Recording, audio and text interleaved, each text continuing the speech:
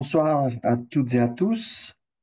Bienvenue à cette nouvelle séance Afranum. Je m'appelle Gilles Bandler, je suis médecin infectiologue à l'hôpital universitaire de Berne en Suisse et je suis également le secrétaire général de l'Afravi.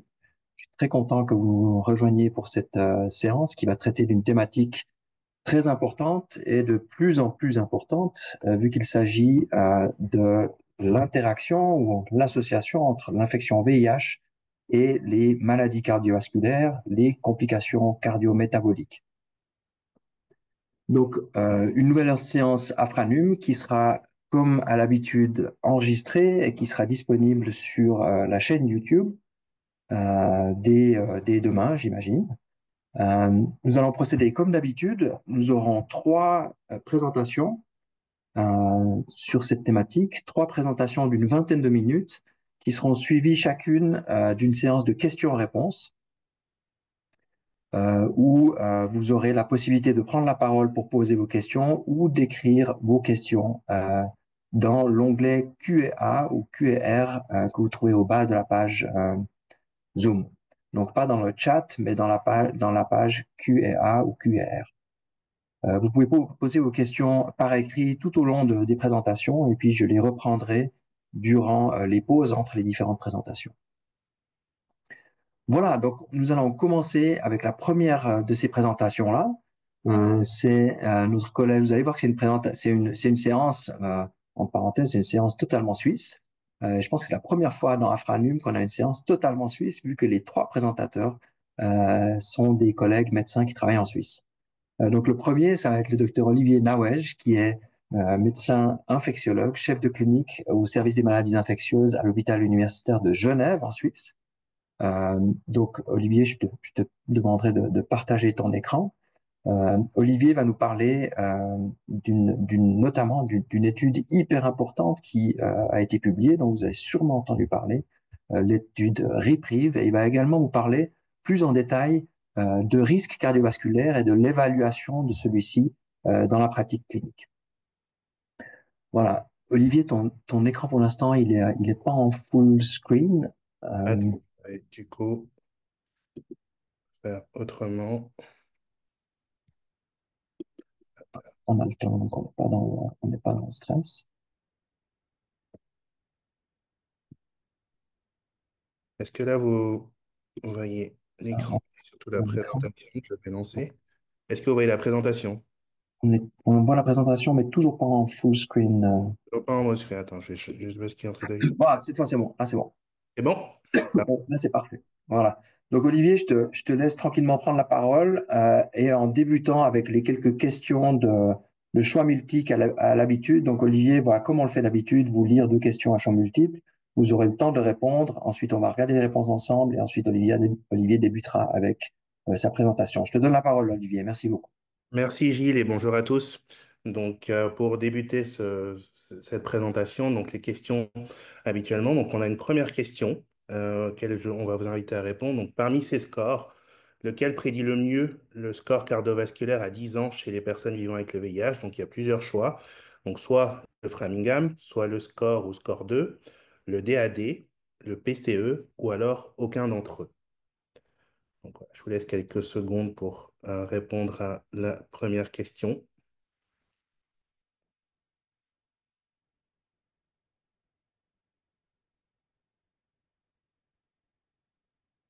Voilà. Je vais lire également la deuxième question maintenant. La deuxième question porte sur l'intervention la plus efficace pour réduire le risque cardiovasculaire chez les personnes vivant avec le VIH. En un, la statine, donc en prévention primaire. En deux, le traitement antirétroviral. En trois, les mesures hygiéno-diététiques. Ou, dernière possibilité, l'arrêt du tabac. Donc voilà, je vous laisse encore quelques secondes avant qu'on affiche les résultats.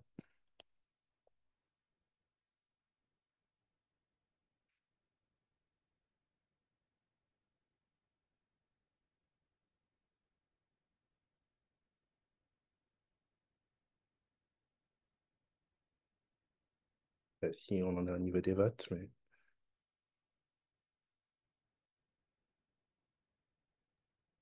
On est à 50% de réponse pour le moment. Je sais pas si tu veux laisser encore quelques secondes. Il reste quelques secondes et puis après on va afficher.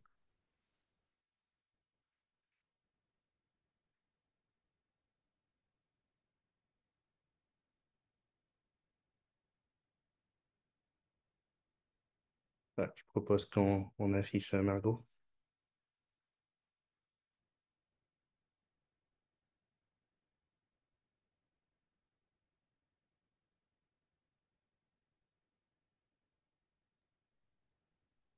Là, tu vois les réponses soulignées? Oui. Donc on voit sur la première question qu'on a environ 50% qui proposent le score de Framingham, score 2 à 28%, et puis en troisième, aucun. Donc on verra pour en tout cas pour la première question. Par contre, j'arrive pas à voir la- Tu peux scroller vers le bas, de la partie, je sais pas si tu vois. Sinon, si tu veux, je peux rapidement donner les réponses. Ouais, Euh, volontiers. alors on a, pour la part question 2, l'intervention la plus efficace, on a une bonne distribution des réponses, presque un quart pour chacune des réponses, avec 29% pour le traitement antirétroviral, 29% pour les mesures hygiéno-diététiques, 24% pour les statines et 18% pour l'arrêt du tabac. Ok. Intéressant, en tout cas, comme réponse. On va essayer, en tout cas, de répondre à ces questions durant cette présentation. Donc, cette présentation va surtout parler en grande partie donc, de l'étude Reprieve qui est sortie il y a quelques mois maintenant et qui, je pense, pourrait changer notre approche de la prise en charge, en tout cas de la prévention cardiovasculaire des patients vivant avec le VIH. Avant de parler de l'équipe de cette étude, je voulais juste rappeler un petit peu quels sont les facteurs de risque cardiovasculaire chez les personnes qui vivent avec le VIH. On parle de score de risque cardiovasculaire dans cette étude, mais comment est-ce qu'on évalue finalement ce risque cardiovasculaire chez les personnes qui vivent avec le VIH?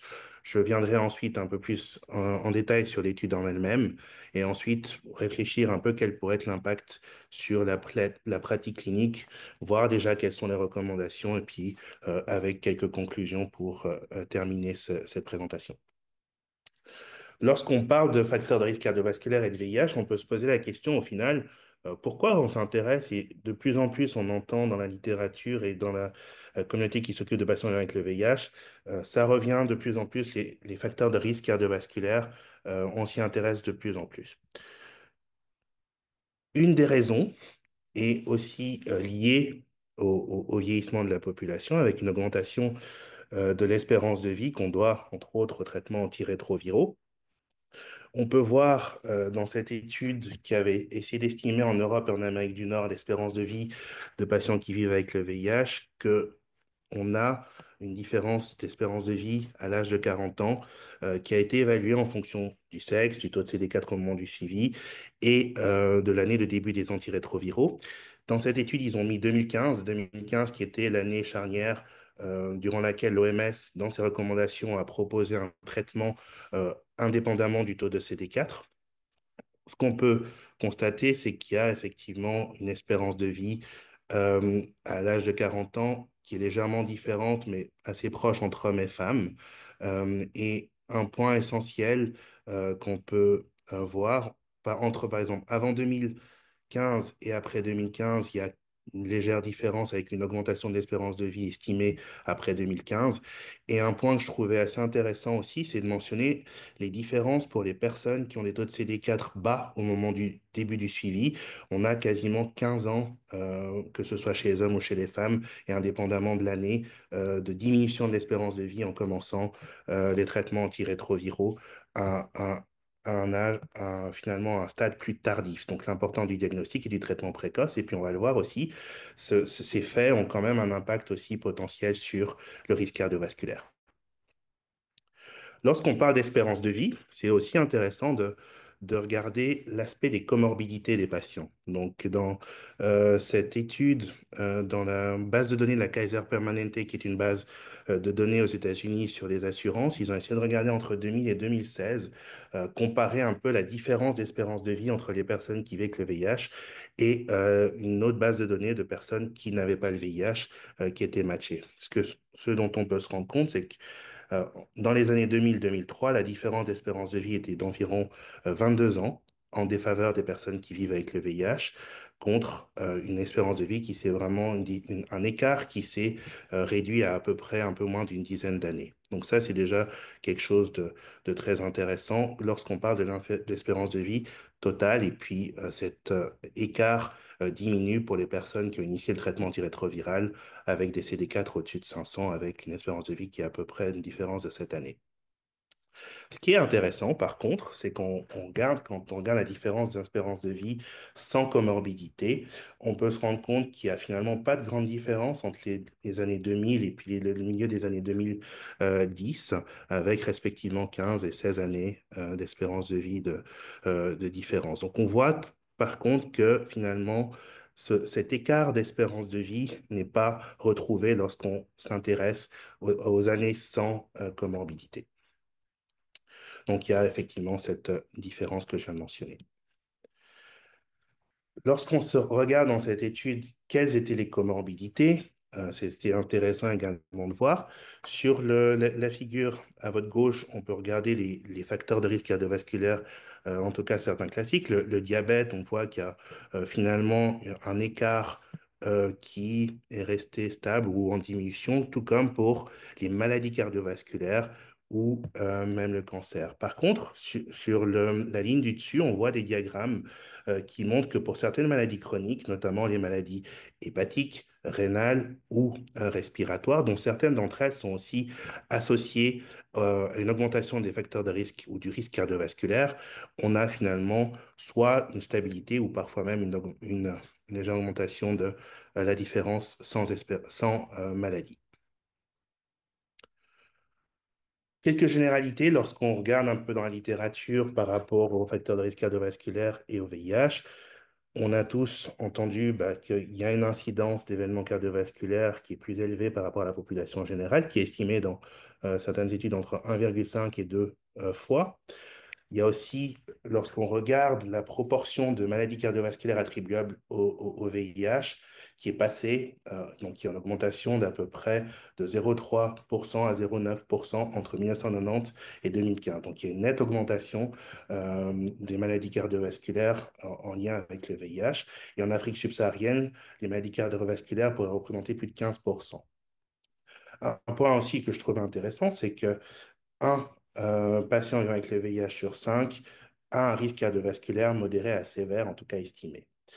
Et enfin, lorsqu'on regarde aussi les causes de décès des personnes qui vivent avec le VIH, il y a une étude sur une cohorte, donc des cohortes européennes et américaines de nouveau, qui a été faite en Europe et en Amérique du Nord entre 1996 et 2020 pour essayer d'évaluer les causes de décès des personnes qui vivent avec le VIH. Et environ 8% des décès étaient en lien avec des maladies cardiovasculaires, qui représentent la troisième cause de décès des personnes vivant avec le VIH dans ces contrées, après les affections opportunistes classant SIDA ou les cancers non classant SIDA et non hépatiques. Donc je pense que c'est aussi quelque chose qu'on peut retrouver dans la littérature à l'échelle un peu plus globale, après les causes de mortalité en lien avec des affections opportunistes et des infections VIH avancées. Par rapport aux maladies et aux risques cardiovasculaires, dans la population générale, il a été globalement admis qu'il y avait quand même aussi un impact de l'inflammation chronique, notamment sur le développement de l'athérosclérose. Et puis, il y a pas mal de papiers aussi qui sont sortis sur l'effet des statines pour diminuer cette inflammation, notamment avec la mesure de la CRP ultrasensible dans certaines de ces études.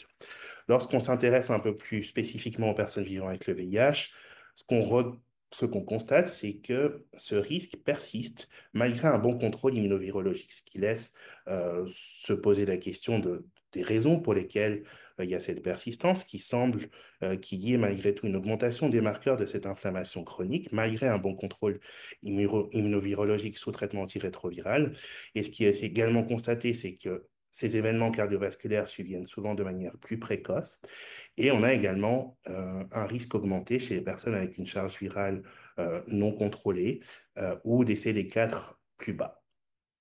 Quand on s'intéresse un peu aux mécanismes, on voit il y a pas mal d'études récemment, en tout cas de papiers qui sont sortis pour essayer de voir quels étaient les mécanismes. Il semble que c'est plutôt multifactoriel, c'est pas tellement clair. Il y a probablement une composante de l'effet du virus en lui-même sur une dysfonction immune et sur l'inflammation.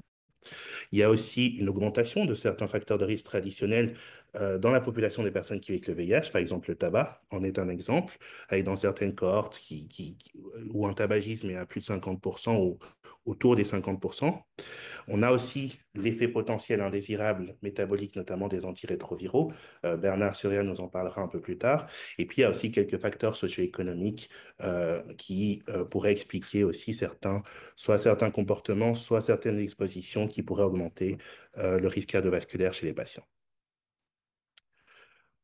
Au final, quand on analyse le risque d'événements cardiovasculaires majeurs, notamment d'infarctus du myocarde ou d'AVC, chez les personnes qui vivent avec le VIH, on a plusieurs facteurs qui peuvent intervenir. Donc, on a les facteurs traditionnels. J'ai mis en gras les facteurs qui se retrouvent parfois de manière un peu avec une prévalence augmentée chez les personnes qui vivent avec le VIH par rapport à la population générale. Parmi ces facteurs, donc les classiques, on a aussi la dyslipidémie, l'hypertension, le tabac. J'ai aussi mis là, j'aurais pu enlever la parenthèse, mais effectivement, les personnes qui avec le VIH ont une espérance de vie qui augmente et donc aussi des pathologies en lien avec le vieillissement. Par rapport au tabagisme, on sait que c'est un facteur de risque cardiovasculaire majeur et qui est associé à une augmentation de la mortalité, non seulement de la population générale, mais aussi chez les personnes qui vivent avec le VIH, pas uniquement à cause des événements cardiovasculaires, mais aussi toutes causes, notamment des causes oncologiques et d'autres. Ce qui a été aussi intéressant de noter, c'est que par rapport aux personnes qui vivent avec le VIH non-fumeurs, on estime que les patients qui fument ont donc environ 12 ans d'années perdues en lien avec leur tabagisme. Donc ça, c'est quand même un facteur qui est important à toujours avoir en tête.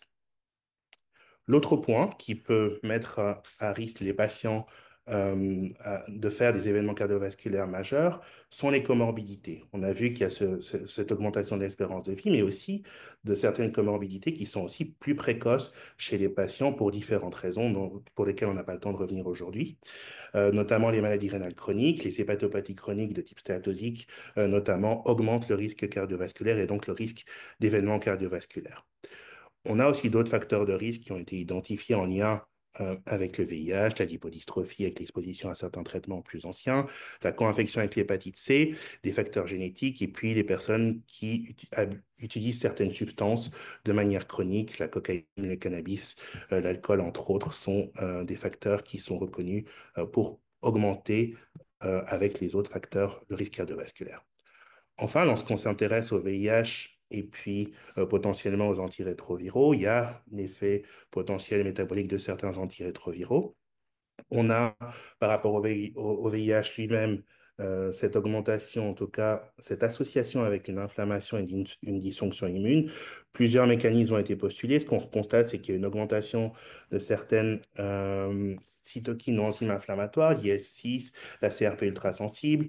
On a pu montrer également qu'il y a peut-être un effet au niveau local digestif, avec une diminution, malgré un contrôle virologique normal, en tout cas un bon contrôle immunovirologique, une diminution des CD4 au niveau local avec une translocation digestive, une libération, donc une circulation de LPS qui pourrait contribuer à cette inflammation chronique.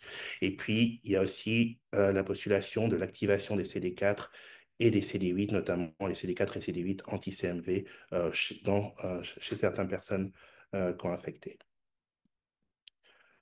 Ces aspects sont responsables d'une épidémie, peuvent faire des thromboses, une dysfonction endothéliale avec des marqueurs biologiques qu'on peut parfois retrouver. Et c'est l'ensemble de, je pense, ces facteurs qui mettent à risque les patients pour des événements cardiovasculaires majeurs. Une question qui peut se poser quand on parle de facteurs de risque cardiovasculaire, c'est finalement ce risque cardiovasculaire, comment l'évalue-t-on? Quel score on peut utiliser justement chez les personnes qui vivent avec le VIH notamment? Pour les scores, on a plus de 350 modèles quand on regarde dans la littérature, dans la population générale, et peu d'entre eux ont été évalués dans les corps de personnes vivant avec le VIH, hormis quelques-uns que j'ai cités justement dans la première question. Donc, c'est notamment le Framingham, qui est utilisé surtout aux États-Unis, le PCE également, le score 2 ou le score ou score 2 qui est utilisé plutôt en Europe. Et tous ces scores ont montré malgré tout une performance suboptimale chez les personnes qui vivent avec le VIH, avec pour certains une sous-estimation du risque, le score ou score 2 et le PCE. J'ai parlé du DAD, mais j'y reviens sur la dia suivante. Donc, qui sous-estime également le risque chez les personnes vivant avec le VIH, notamment dans le cas de risque bas ou modéré. Et à contrario, le Framingham, qui est plutôt associé à une surestimation du risque, notamment pour les risques élevés. D'ailleurs, pour l'utilisation de ces scores, les recommandations de la Société américaine de cardiologie recommande de considérer le VIH comme un facteur de risque et de multiplier ces risques par 1,5 à 2 fois dans certaines situations, notamment les personnes qui ont une charge virale qui n'est pas contrôlée, soit à cause d'un retard d'initiation de traitement ou alors d'une virémie prolongée pour différentes raisons ou d'arrêts successifs, ou en cas de CD4 bas, notamment les personnes avec une infection avancée ou des diagnostics tardifs, et puis en cas de co-infection avec l'hépatite C aussi, il est dans ces recommandations-là recommandé de multiplier et de considérer le VIH comme facteur augmentant le risque cardiovasculaire. Alors, on peut se poser la question, pourquoi ces scores ont eu ces performances si suboptimales chez la personne qui vit avec le VIH? Différentes raisons. C'est qu'ils ont été testés sur des cohortes alors, européennes, américaines, donc avec des personnes avec des profils démographiques et des comorbidités différentes, des patients souvent plus jeunes que dans la population générale, avec des populations très variables en termes ethniques, notamment population caucasienne ou d'autres groupes ethniques. Le fait du tabagisme, notamment, qui est en augmentation chez les personnes qui vivent avec le VIH, avec également dans la population générale pas mal de campagnes de diminution du tabagisme, notamment dans les périodes dans lesquelles les personnes ont été enrôlées pour tester ces scores. Et puis, il y a finalement dans la littérature peu ou pas de ces tests qui ont été évalués dans les pays à bas ou moyen revenu, qui sont aussi ceux où il y a une haute prévalence du VIH et des décès, notamment aussi pour cause cardiovasculaire qui est associée. Un score spécifique aux personnes qui vivent avec le VIH, donc le DAD, pour le Data Collection on Adverse Events on Anti-HIV Drugs, qui est le principal outil de prédiction spécifique. Il a été développé en 2010, mis à jour en 2016, et il faut noter que ce score prédit un risque cardiovasculaire plutôt à 5 ans, alors que tous les autres scores le prédisent à 10 ans. Il a été testé sur une cohorte d'environ 30 000 patients vivant avec le VIH, aussi à prédominance européenne, donc l'applicabilité à d'autres settings n'est pas forcément naturelle. Et puis, il comprend des facteurs de risque dits traditionnels, mais également le taux de CD4, l'exposition à certains antirétroviraux, l'abacavir, les inhibiteurs nucléosidiques de la transcriptase inverse ou les inhibiteurs de protéase. Et puis, dans pas mal d'études, il a des performances qui sont plutôt similaires au score dont on a parlé précédemment. Venons-en au vif du sujet avec l'étude REPRIVE, donc qui est une étude publiée dans le New England Journal of Medicine donc en 2023. Et puis, donc, c'est une étude randomisée contrôlée de phase 3 avec une population de personnes vivant avec le VIH entre 40 et 75 ans, toutes sous traitement antirétroviral, avec un risque cardiovasculaire bas à modéré selon le score cardiovasculaire recommandé par la Société américaine de cardiologie en 2013, avec exclusion des patients sous statine et ou alors avec des maladies déjà avérées cardiovasculaires athérosclérotiques. L'intervention, c'était donc la prescription de pitavastatine, donc 4 mg en association avec les mesures et les conseils hygiéno-diététiques. Pourquoi cette statine a été choisie? À cause du peu d'interaction qu'elle a avec les antirétroviraux et puis sur base aussi de la littérature qui montrerait que l'effet des statines potentielles non seulement sur la réduction du cholestérol, notamment du LDL, mais également sur les processus inflammatoires et immuns. Le comparateur, c'est le placebo avec également les conseils hygiéno-diététiques. Et puis, finalement, le résultat principal, l'outcome principal était la survenue d'événements cardiovasculaires majeurs, qui est un outcome composite que vous pouvez voir là, qui est un peu, qui reprend pas mal de différentes issues. Très brièvement, je ne vais pas rentrer dans les détails de ce flowchart, mais ce qui est important de voir, c'est que c'est une étude qui a eu lieu sur 145 sites dans 12 pays, principalement aux États-Unis, Il y a quelques pays européens, l'Espagne uniquement, le Canada, des pays d'Amérique latine et Caraïbes qui sont mentionnés là, quelques pays d'Afrique subsaharienne également, avec un screening qui a eu lieu donc entre 2015 et 2019. Et puis dans chaque bras, on avait à peu près 3900 patients, donc une large étude avec pas mal de patients. Les caractéristiques principales de ces patients, c'était en majorité des gens qui étaient dans des pays à haut revenu. Il y en avait 15% en Afrique subsaharienne. C'était une majorité d'hommes. Il y avait quand même 30%, un peu plus que certaines études de femmes. 40% étaient d'ethnicité noire et 35% environ d'ethnicité blanche, avec des risques cardiovasculaires médians environ 4,5%. Et puis au niveau du contrôle immuno-virologique, on avait environ 50% des patients qui avaient un ALIR de CD4 assez bas, inférieur à 200. Et puis sinon, les CD4 actuels, c'est des patients qui avaient quasiment en majorité un bon contrôle immunologique et puis aussi une charge virale qui était bien contrôlée dans la majorité des cas. Les résultats sont assez intéressants et assez encourageants, je dirais, sur l'utilisation des statines, puisqu'ils montrent une diminution de 35% du risque d'événements cardiovasculaires majeurs sous pitavastatine, comprend donc les décès, les infarctus du myocarde, les AVC et aussi des causes de décès non inexpliquées qui pourraient être d'origine cardiovasculaire. Ce qu'on peut voir aussi, c'est qu'il y a une diminution de 44% du nombre du premier événement cardiaque ischémique. Donc ça, c'est vraiment des résultats assez intéressants et assez prometteurs pour l'utilisation des statines. Et il faut voir aussi que le suivi a été seulement de 5 ans et stoppé à cause du bénéfice qui a été mis en évidence dans le groupe de l'intervention par rapport au placebo. Lorsqu'on regarde un petit peu les sous-groupes de cette étude, on constate qu'il y a un effet qui est un peu plus important dans certains sous-groupes.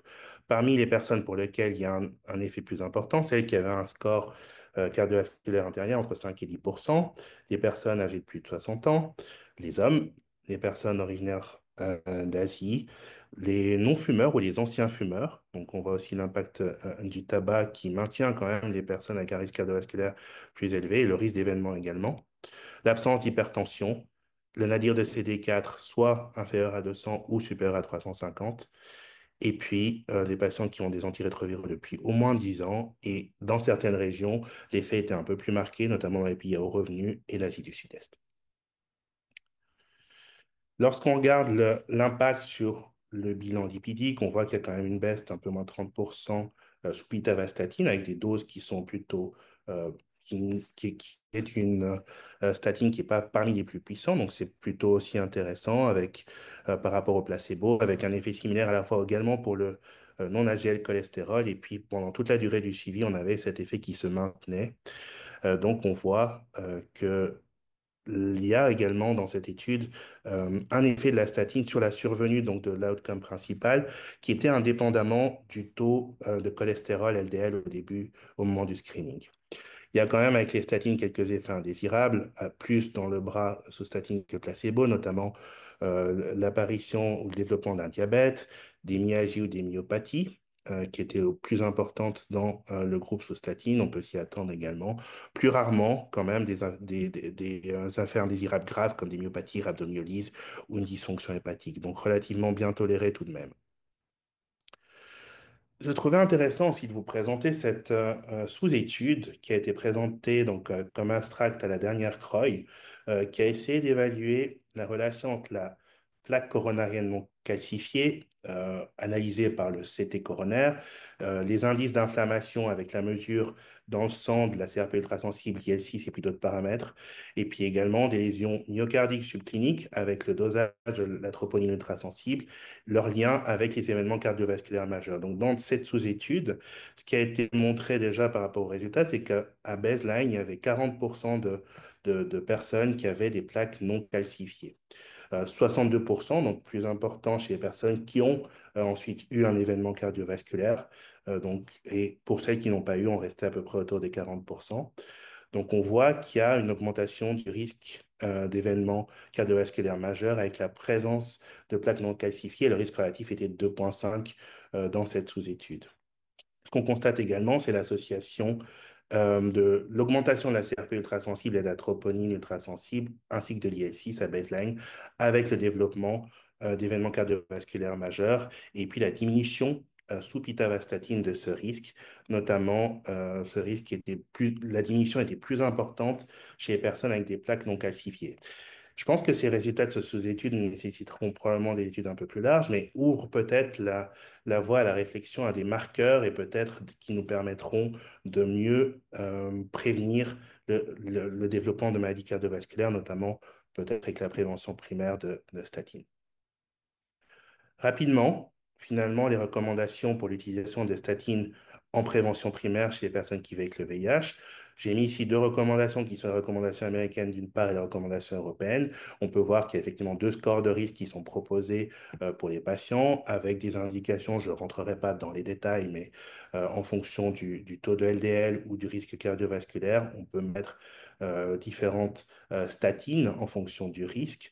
Et puis, il y a, pour ceux qui ont des risques un peu plus faibles, inférieurs à 5%, notamment dans les recommandations américaines, un bénéfice accru des statines dans certaines situations.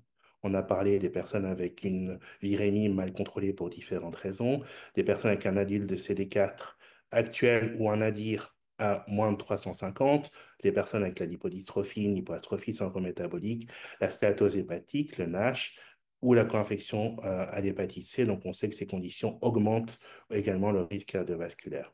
Les recommandations européennes sont mentionnées là, vous les retrouverez également en fonction du score et des résultats. On peut proposer une statine de plus ou moins haute intensité en fonction. Donc, je ne rentrerai pas forcément dans les détails aujourd'hui, mais c'est pour vous donner une idée. Pour conclure, ce qui est important de voir, c'est qu'on a une augmentation du risque cardiovasculaire chez les personnes qui vivent avec le VIH, y compris celles qui sont sous traitement antirétroviral efficace. Ça peut s'expliquer par différents facteurs, pardon. Une augmentation de l'espérance de vie, mais également des comorbidités qui sont parfois plus précoces, on l'a dit. On a aussi, je voulais souligner l'impact du mauvais contrôle immunovirologique et je pense que c'est aussi notre rôle d'être attentif à tous ces patients qui sont diagnostiqués tardivement, essayer de prévenir les diagnostics tardifs, mais également de s'assurer de la rétention en soins des patients qui sont déjà sous traitement parce qu'on sait qu'ils risquent d'avoir par la suite un risque cardiovasculaire augmenté.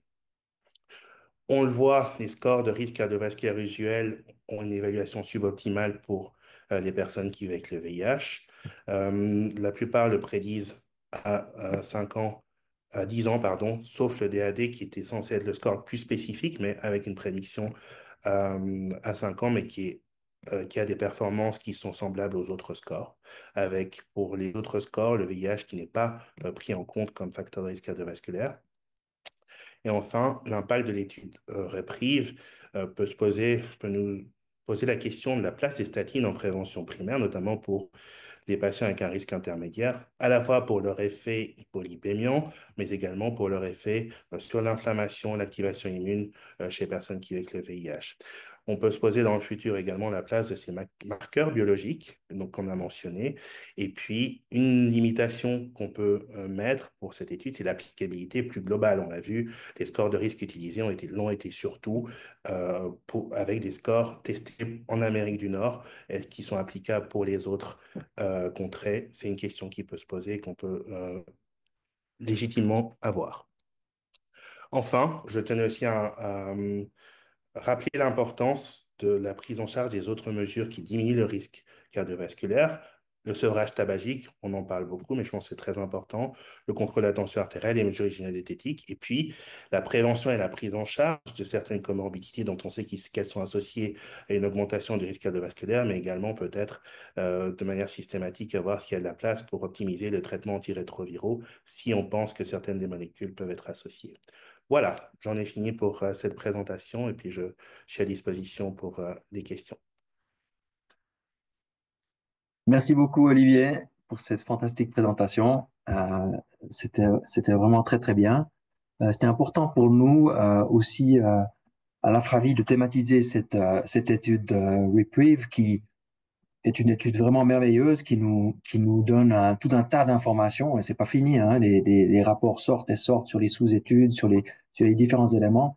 Elle est très importante pour tout le monde, mais elle est aussi importante principalement dans le domaine de la recherche sur le VIH parce qu'on avait très peu d'études qui étaient grandes comme ça et qui pouvaient nous informer sur des stratégies claires de prévention primaire et secondaire. Et puis voilà, ça c'en est une. mais aussi pour notre audience Afrabi, je pense que c'était un bon point d'entrée dans ce domaine des maladies et des complications cardiovasculaires chez les personnes qui vivent avec le VIH. On est bien sûr au clair avec le fait que les statines sont en partie pas toujours disponibles dans les centres de soins et de traitement dans lesquels vous travaillez, notamment en Afrique subsaharienne. On sait que c'est pas la routine de prescrire des statines à tour de bras, mais ça nous paraissait important de pouvoir le discuter avec vous, aussi parce que une discussion du risque cardiovasculaire de chacun est importante à ce stade-là et doit être envisagée quand on suit des personnes qui vivent avec le VIH. Donc, vous verrez que ça va être une thématique de plus en plus importante. Donc, un point d'entrée sur l'évaluation du risque cardiovasculaire, un autre point d'entrée dans la discussion un peu des autres facteurs de risque et de l'importance du traitement et de la prise en charge de ces autres facteurs de risque, notamment le tabagisme, l'hypertension artérielle, etc. En attendant que les questions commencent à venir sur la page, je vous rappelle que vous avez le droit aussi de lever la main et on va vous donner la parole pour poser vos questions. En attendant que les questions tombent, j'aurais aimé te demander, Olivier, une question un peu pratique, j'imagine que tu t'y attends.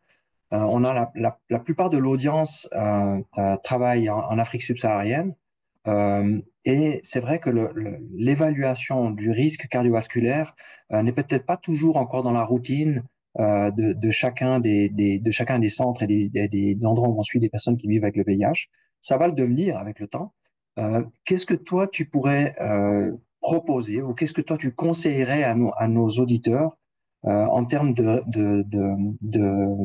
risque ou de score à utiliser, sachant qu'aucun, évidemment, de ces scores-là n'a vraiment été validé dans les populations africaines, donc avec les complexités que ça engendre. Mais si on devait proposer à nos collègues de prendre une certaine routine avec l'un ou l'autre de ces scores, qu'est-ce que tu pourrais dire? Ouais. C'est une très bonne question à laquelle je ne suis pas sûr d'avoir une réponse satisfaisante, mais je pense que plutôt que de ne pas le calculer du tout, il y a quand même un avantage à le faire. On l'a vu, euh, ces scores sont plutôt assez similaires dans leur performance à prédire le score cardiovasculaire. Le DAD, c'est vrai qu'il était intéressant dans le sens où il est assez spécifique pour les personnes qui vivent avec le VIH, mais comme on l'a dit, il y a quand même pas mal de limitations aussi. Donc, c'est un score qui prédit à 5 ans, et finalement, on a d'autres scores qui ont finalement les mêmes performances. Donc, je pense que l'un ou l'autre, par exemple, le score 2 qu'on utilise ici, en tout cas qui est recommandé par les AXE, dans les recommandations européennes, nous, on l'utilise aussi. En Suisse, on peut parfois utiliser des scores qui sont adaptés avec le GSLA qu'on a aussi. Donc, il faut voir un peu en fonction des scores. Ce qui est le plus important, je pense, c'est indépendamment, enfin, parmi tous ces scores, on peut en choisir un.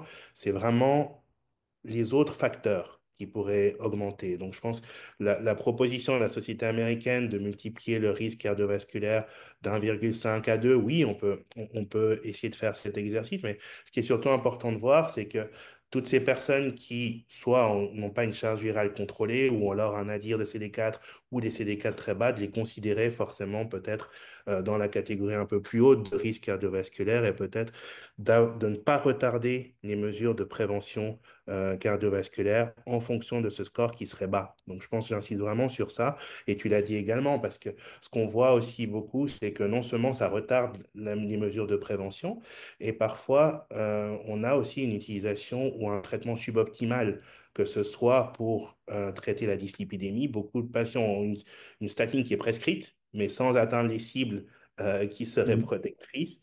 Et pareil pour l'hypertension artérielle. Donc, je pense que indépendamment des scores, c'est vraiment optimiser la prise en charge avec aussi la prise en charge des autres facteurs de risque.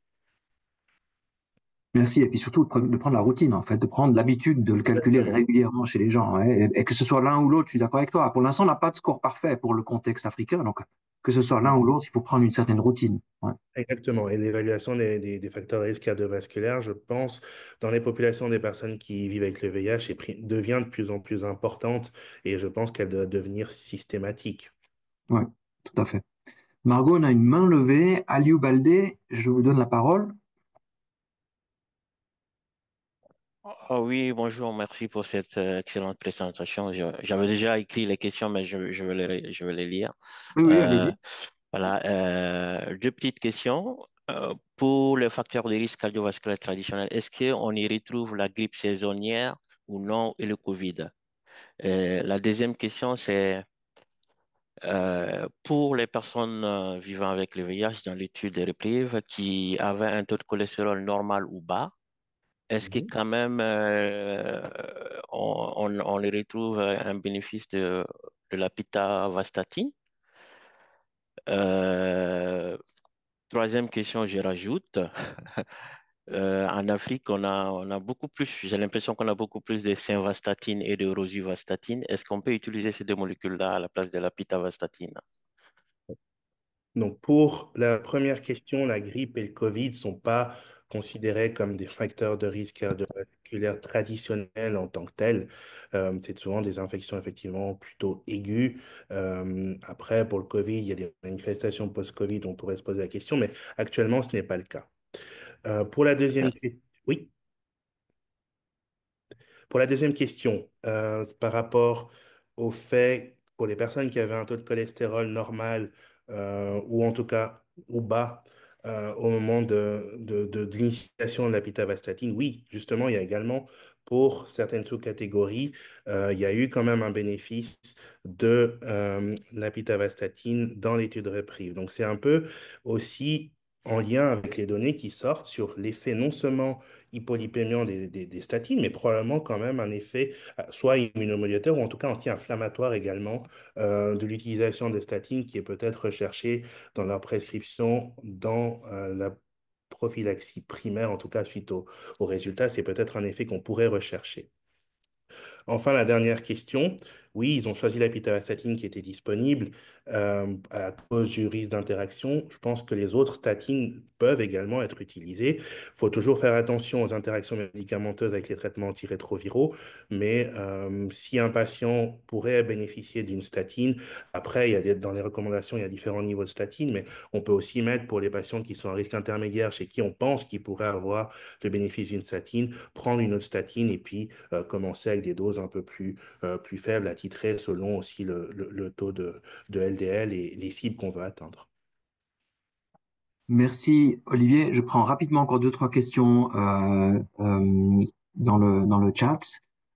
Question de Melvis Adoua. Bonjour, cher docteur. Ma question porte sur l'influence des gènes sur la variation de ces taux, des paramètres biochimiques, notamment les taux de cholestérol, le glucose. Est-ce qu'il y a l'influence de gènes candidats sur ces variations-là chez les personnes qui vivent avec le VIH? Spécifiquement pour les personnes qui vivent avec le VIH, je n'ai pas la réponse. Par exemple, par contre, pour le cholestérol, on sait qu'il y a des gènes familiaux de personnes qui ont des hypercholestérolémies familiales qui sont souvent recherchées chez les personnes qui ont sans explication forcément de taux de triglycérides, de cholestérol très élevés. Donc ça, on peut avoir des gènes. Après, il y a quelques prédispositions génétiques pour d'autres facteurs de risque cardiovasculaire, notamment parfois pour certains pour le diabète, mais par rapport spécifiquement aux personnes vivant avec le VIH, pardon, pas à ma connaissance, mais peut-être que d'autres ont la réponse, mais pas à ma connaissance. Ok, une question très pratique de Carole Damien qui nous dit, moi j'ai essayé les statines il y a quelque temps, j'avais des crampes dans les mains, dans les jambes, en position assise, couchée, debout. Y a-t-il des alternatives ou des statines de nouvelle génération qui sont très bien tolérées? Par rapport à cette question, c'est vraiment très interindividuel. Après, je ne sais pas à quelle dose. Ce qu'on propose, c'est vraiment de commencer aux doses les plus faibles possibles. Mais il y a des personnes qui ne tolèrent pas très bien les statines. Après, pour la baisse du cholestérol, si c'est pour l'effet hypolipémiant, on a d'autres molécules qui permettent de baisser aussi le cholestérol de différentes manières. Après, on peut regarder aussi, on a entendu la levure de riz rouge ou d'autres choses qui n'ont pas forcément, je pense, montré un rendement significatif, en tout cas, dans les études. Donc, pour baisser le cholestérol, il y a d'autres options aussi que les statines, mais après, il n'y a pas d'études pour montrer si on a cet effet aussi immunomodulateur qu'on a pu voir, ou en tout cas suspecté dans pas mal d'autres études. Merci. Je prends encore deux petites questions rapides avant de passer la parole à à notre prochain orateur. Amani nous demande, je voulais avoir votre avis sur l'intérêt de l'aspirine qui est beaucoup plus accessible et nettement moins cher que les statines chez nous, chez les PVVIH ayant des facteurs de risque cardiovasculaire? Quelle est la place de l'aspirine au lieu ou en plus des statines? À ma connaissance, je ne l'ai pas en tout cas exploré, mais on n'a pas je pense pas avoir eu de résultats d'études à large échelle qui montraient cet effet de l'aspirine, notamment en prévention primaire. Comme pour la population générale, on sait que l'aspirine est en prévention secondaire ou alors chez des personnes avec beaucoup de facteurs de risque cardiovasculaire ou un risque cardiovasculaire très élevé est parfois à considérer. Je pense que c'est en fonction aussi du risque cardiovasculaire, mais je pense que ces derniers temps, il y a aussi par rapport à l'aspirine des petites nuances qui sont sorties. Eh bien, on a finalement Rebia qui nous demande cette inflammation persistante, même chez les personnes qui sont traitées pour le VIH. Est-ce qu'il y a une manière de monitorer ou de mettre en évidence cette inflammation persistante pour ensuite savoir qui il faudrait traiter avec une statine? Ouais, c'est une très bonne question et c'est pour ça que la sous-étude de Reprieve est intéressante. Il y a d'autres études qui se sont intéressées à l'inflammation. La CRP ultrasensible est un marqueur de l'inflammation, mais actuellement, ce ne sont pas des marqueurs qui sont utilisés en routine. Ce sont des marqueurs qui sont plutôt utilisés pour la recherche, dans les études cliniques, mais pas en routine. Peut-être qu'un jour, ça sera le cas, mais les autres marqueurs sont pas forcément, je pense, les meilleurs pour mesurer l'inflammation et on espère que d'autres études permettront de donner une place peut-être à ces marqueurs ou à d'autres marqueurs qui permettent de mieux apprécier le risque cardiovasculaire des patients. Notamment une des sous-études qui a évalué un petit peu les modèles avec ces différents marqueurs qui auraient pu prévenir ou prédire ces différents événements. Je pense que c'est pas Et- publié encore, mais ça va être intéressant. Exactement. Je pense qu'on attend des résultats de cette sous-étude. Comme tu disais, Gilles, il y a eu pas mal de sous-études aussi dont on attend les résultats qui pourraient donner vraiment des pistes pour aller encore un peu plus loin pour prédire le risque cardiovasculaire des patients. Voilà, bah écoute, merci beaucoup Olivier pour tes réponses. C'était vraiment hyper intéressant. Tu vas peut-être rester avec nous et puis si on aura un petit peu de temps à la fin, on reprendra quelques questions qui restent. Merci beaucoup Olivier. Très Je vais bien. maintenant passer la parole à Bernard Sourial, qui est un collègue également suisse qui travaille avec moi à Berne. Bernard est chef de clinique dans le service des maladies infectieuses de l'hôpital universitaire de Berne. Bernard a pas mal travaillé sur les complications métaboliques, cardiovasculaires des traitements antirétroviraux et des différents régimes de traitement antirétroviral, notamment dans l'étude de cohorte VIH suisse. Et j'ai demandé à Bernard de nous raconter un petit peu ce qu'on savait actuellement sur ces complications dues aux médicaments antirétroviraux et qu'est-ce qu'on pouvait en tirer pour la pratique de tous les jours. Donc, je te passe la parole, Bernard, et puis on peut directement enclencher les premières questions de QCM. Et merci beaucoup pour la présentation et pour l'introduction. Et bonsoir à tout le monde. Donc, passons directement aux questions, à ces deux questions de choix multiples. Donc, la première question, c'est la prise de poids liée au traitement antirétroviral. Et il y a une question qui est correcte seulement. S'explique simplement par un retour à une santé normale ou deux est un processus réversible. 3 est plus prononcé chez les hommes que chez les femmes. D est plus prononcé au début du traitement antirétroviral. Ou la dernière ne contribue pas à une augmentation du risque d'obésité ou de maladies métaboliques. Donc, je vous laisse quelques secondes à répondre, à réfléchir.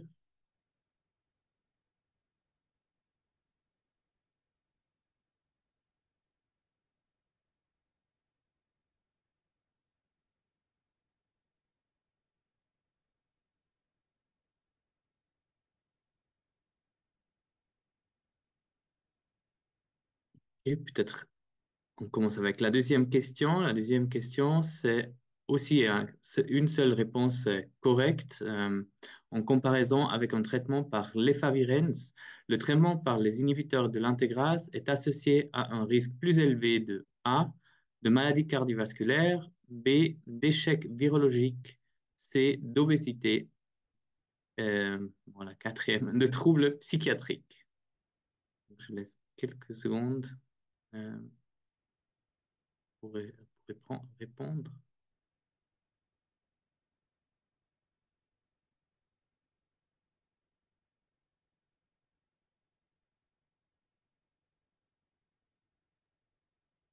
Margot, on en est où avec les réponses?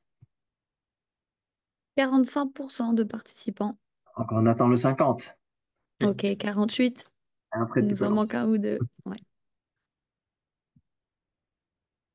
Ok, vous pouvez nous montrer les réponses, je pense. Ouais.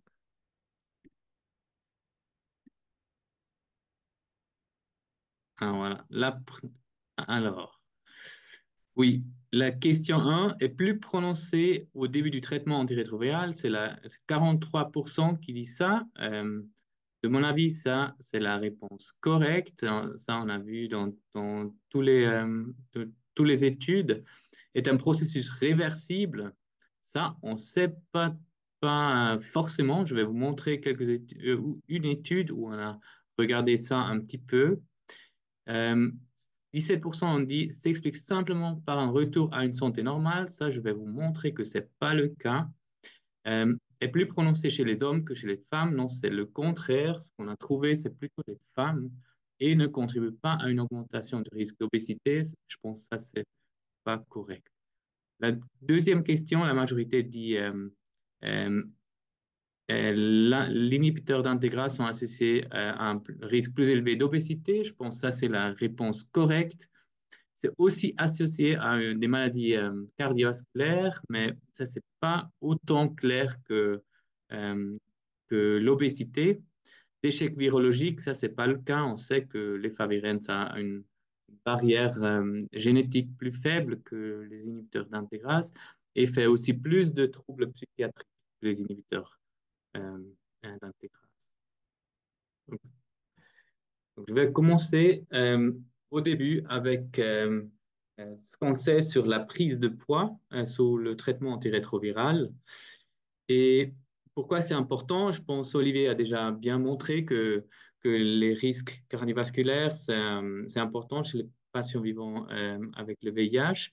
Mais ça, je vais vous montrer aussi dans la cohorte suisse. Ici, vous voyez la proportion de personnes en surpoids avec le temps.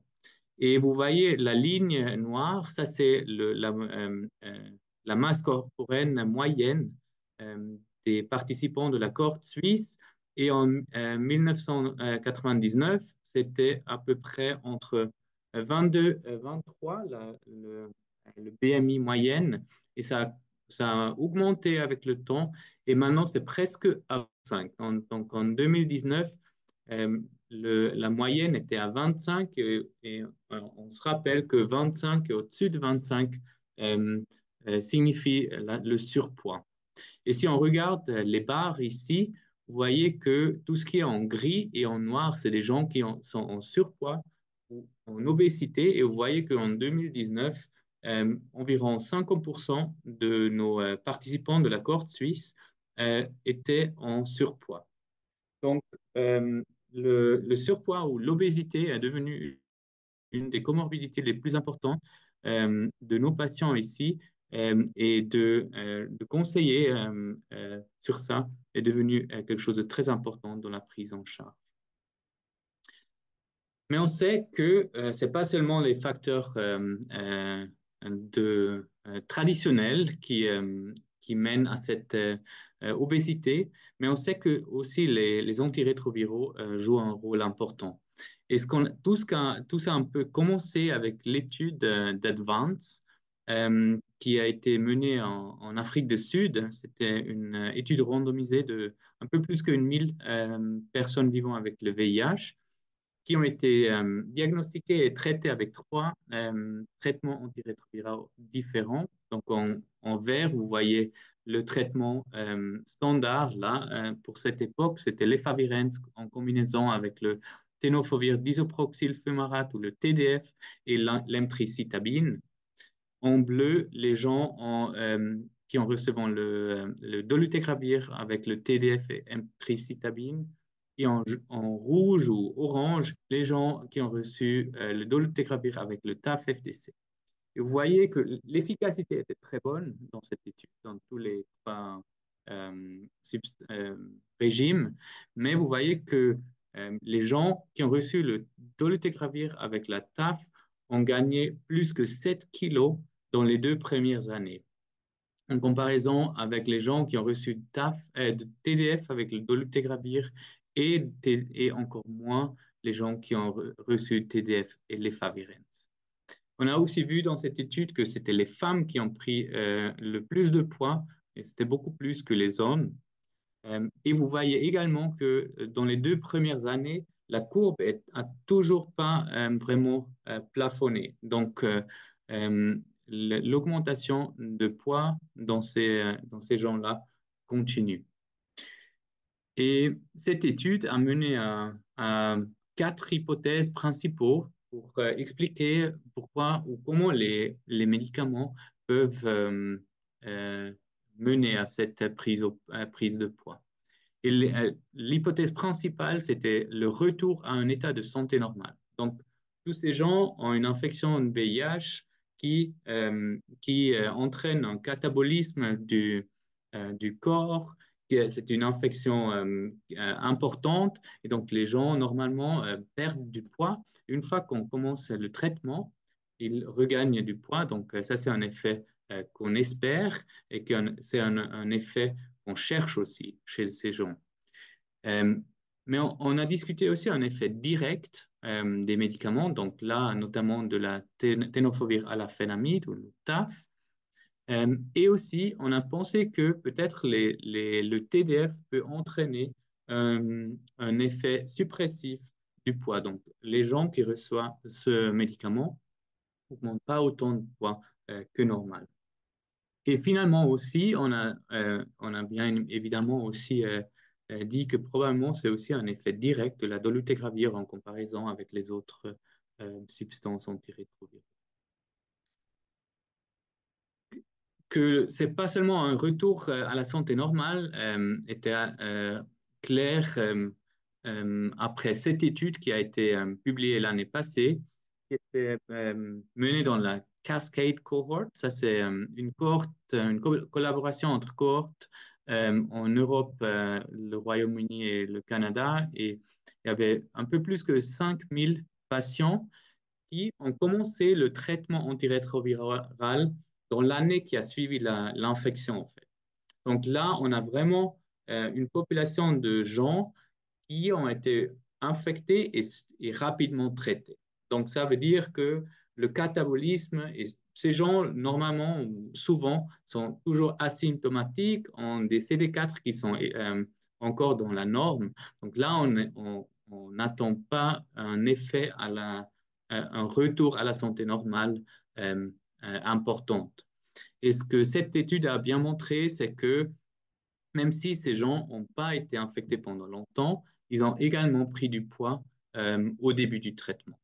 Là, vous voyez les courbes avec les inhibiteurs d'intégrase en rouge et en jaune aussi un petit peu, mais un peu moins avec l'inhibiteur des protéases et les NNRTI ont beaucoup moins gagné du poids. Et aussi dans cette étude, la prise de poids était le plus importante chez les personnes recevant de l'INSTI et le tenofovir alafénamide. Donc, ce n'est pas vraiment seulement un effet ou un retour à la santé normale. On a aussi vu ça dans la situation du changement du traitement. Donc, dans Advance, c'était au début du traitement, le premier traitement antirétroviral.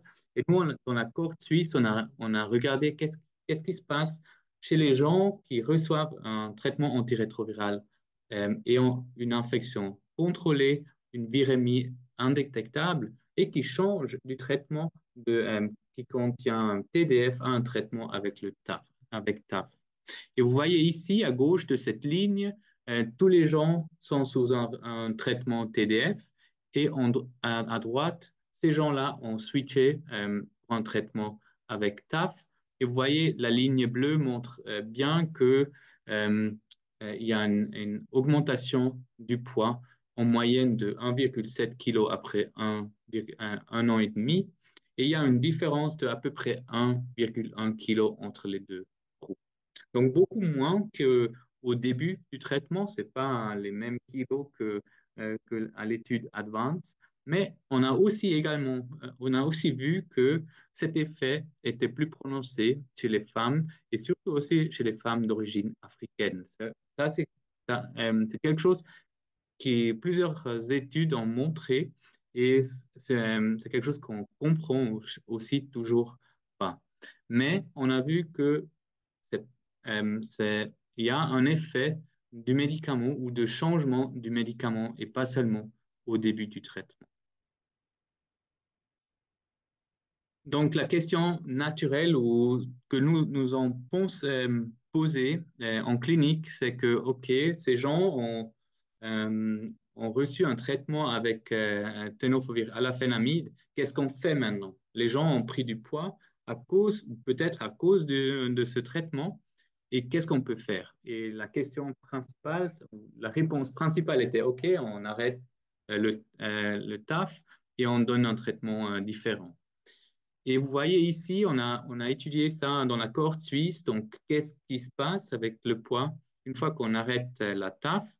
Et on a utilisé trois régimes principaux. Donc, le traitement antirétroviral avec le TDF. Donc, c'est on rechangé de TAF à TDF.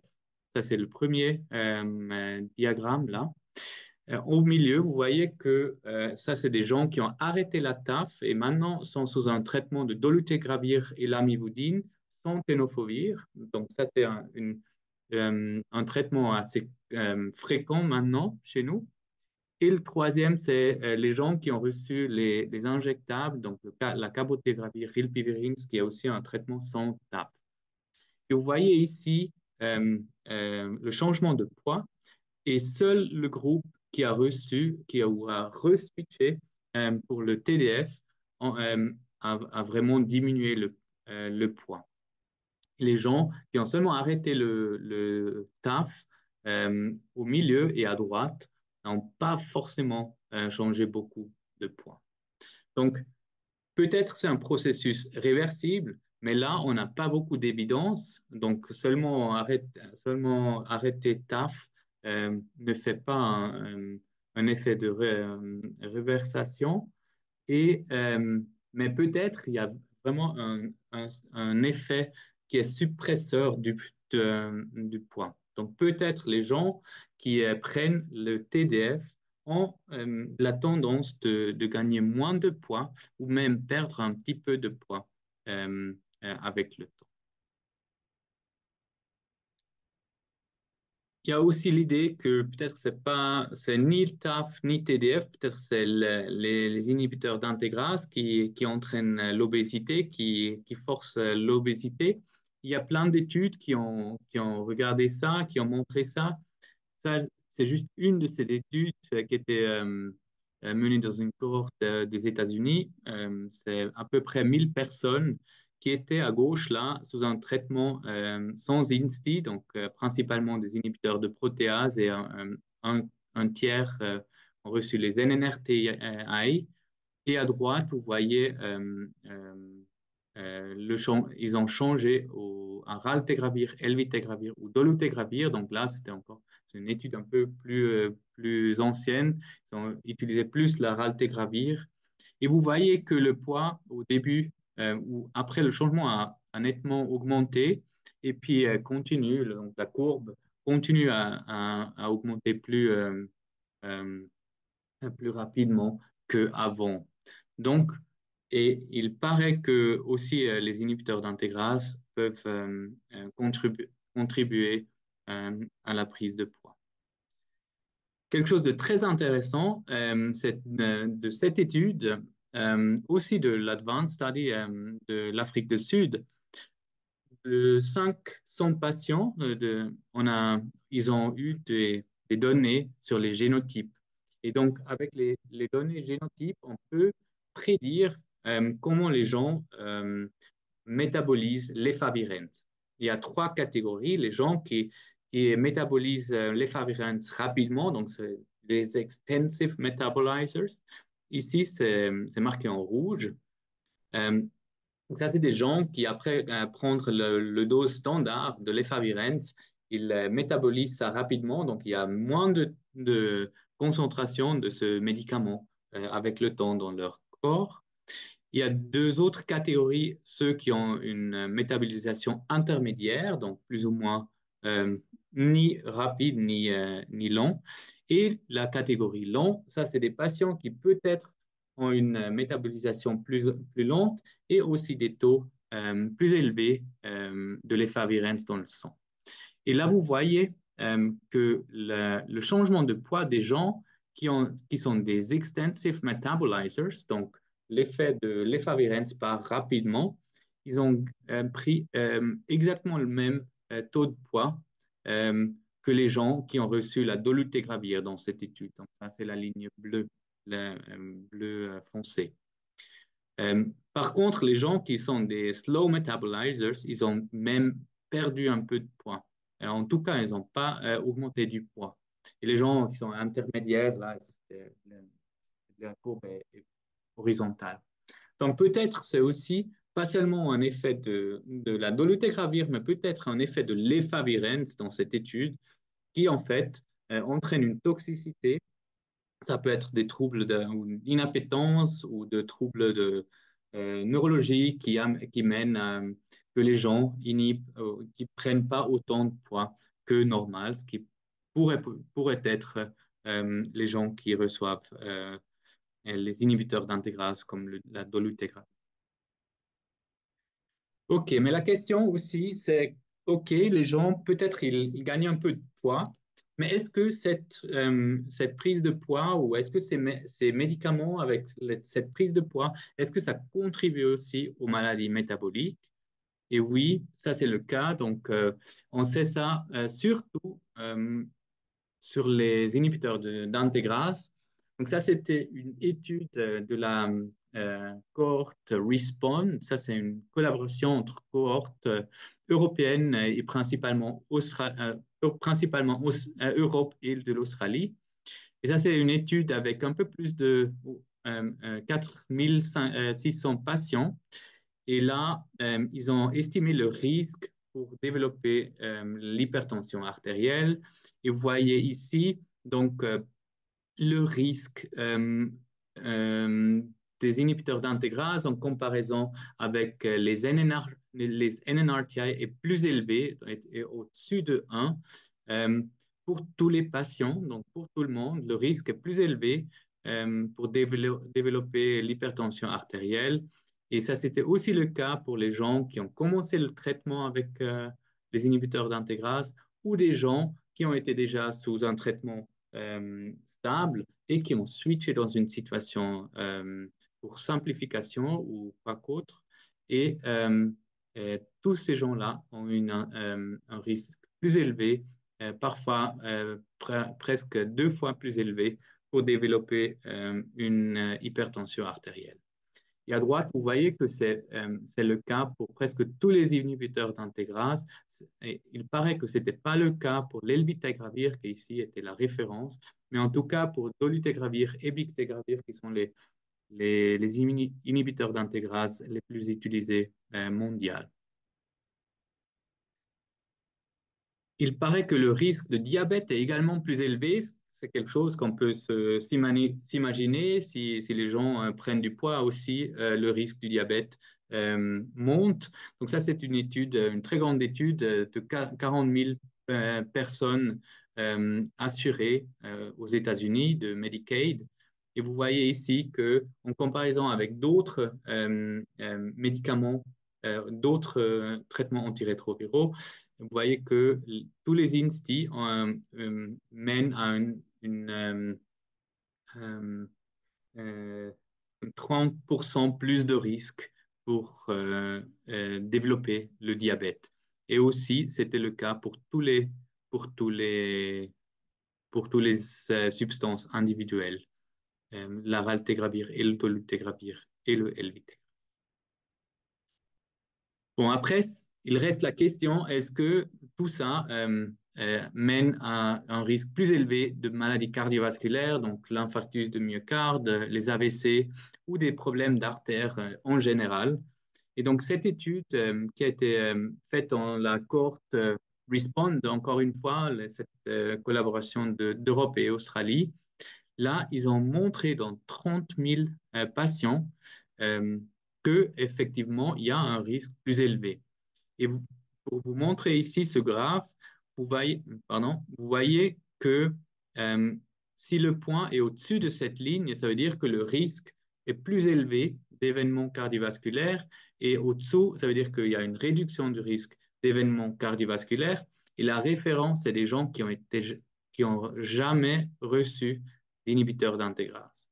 Donc là, vous voyez que les gens qui ont reçu des inhibiteurs d'intégrase pour 1 à 6 mois, ils ont eu un risque de presque double, qui était presque double en comparaison avec les gens qui n'ont jamais reçu des inhibiteurs d'intégrase. Et vous voyez aussi que ce risque diminue avec le temps. Là ce n'était pas significatif, mais là, entre 1 an et 2 ans, le risque était toujours plus élevé et redescend à un risque égal après 2 ans.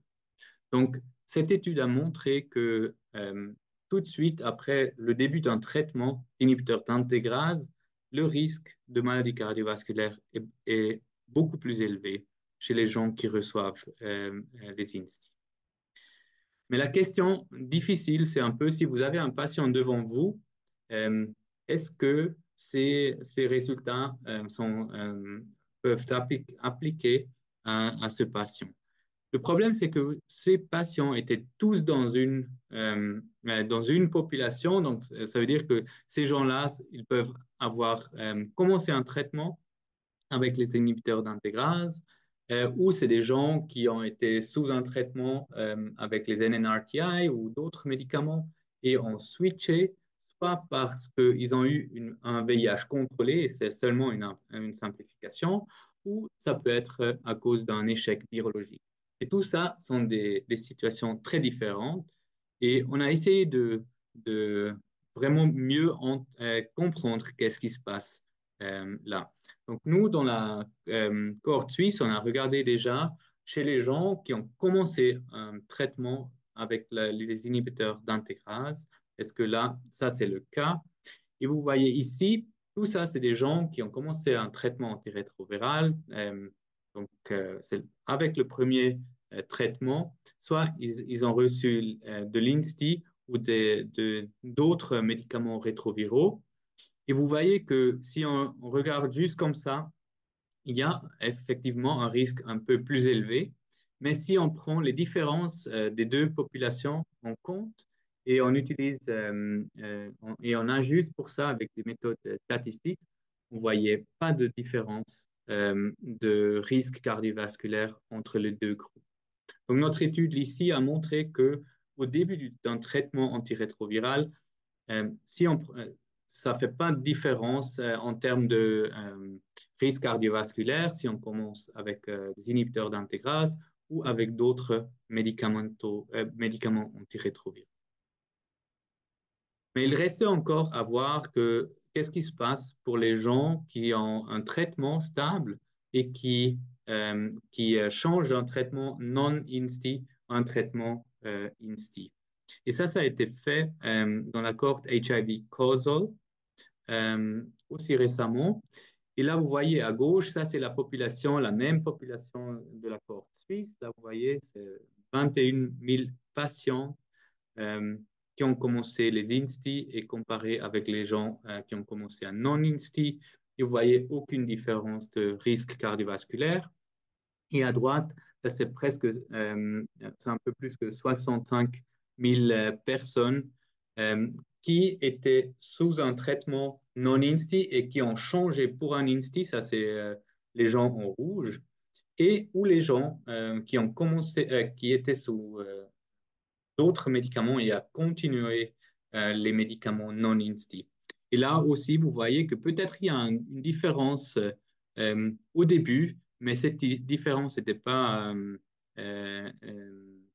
significative là. Et en tout cas, la différence de risque était très, très faible. Donc là, on voit que c'est entre 0,5 et 0,3% peut-être. Donc le risque absolu est très, très faible, la différence. Et en total, on ne voyait pas vraiment une grande différence. Donc, pour résumer, L'obésité est devenue un problème majeur dans la prise en charge des personnes atteintes du VIH. Donc ça, euh, euh, c'est vraiment devenu quelque chose qu'on discute avec presque tous nos patients à chaque visite. Et on sait maintenant que les nouveaux médicaments sont associés à la prise de poids et à l'obésité pour plusieurs hypothèses. Donc, il y a certainement un retour à la santé normale. On sait que les gens, au début, gagnent beaucoup plus de poids qu'après. Euh, on pense qu'il y a des effets directs de TAF et de dolutegravir, mais aussi des effets indirects ou des effets de suppression de poids des médicaments comme le TDF, que je vous ai montré. Si on change de TAF à TDF, peut-être on perd un peu de poids, et aussi de l'efavirenz parce qu'il paraît que, euh, dépendant de les metabolizers, la prise de poids est très, très différente. Et on sait que l'utilisation des INSTI entraîne un risque plus élevé d'hypertension et de diabète. Par contre, il reste toujours à déterminer si les INSTI augmentent le risque de maladie cardiovasculaire à long terme. Merci beaucoup pour l'attention et je suis content de prendre vos questions. Merci. Merci beaucoup, Bernard. Top, c'était une super présentation qui nous montre un petit peu toute l'intérêt, mais aussi la complexité d'évaluer l'impact de certains de ces agents antirétroviraux sur ces complications comme l'obésité d'une part, mais aussi les complications encore plus graves comme les événements cardiovasculaires. C'est pas une réponse qu'on peut donner en quelques chiffres ou en quelques phrases, et donc ça demande encore d'évaluation et de recherche. Euh, je vois déjà un certain nombre de commentaires dans le chat. Je vais mettre mes propres questions à moi de côté et je vais commencer à lire quelques-unes de ces commentaires. Je vois notamment un témoignage, une question de la part de Bruno Perrine. Donc, si Bruno, vous avez envie de le dire en live, vous pouvez aussi le dire. Sinon, je lirai moi votre commentaire. Si vous voulez le faire en live, je vous demanderai de lever la main. Et sinon, je commencerai par une question par Tony qui nous demande, nous qui sommes dans les pays à faibles ressources, avec comme traitement de première ligne TDF, 3TC, DTG, donc le traitement classique 3TC, pardon, lamivudine, tenofovir et dolutegravir. En cas de prise de poids sous ce traitement-là, première ligne, quel doit être notre réflexe ou qu'est-ce qu'on peut faire? C'est une très bonne question.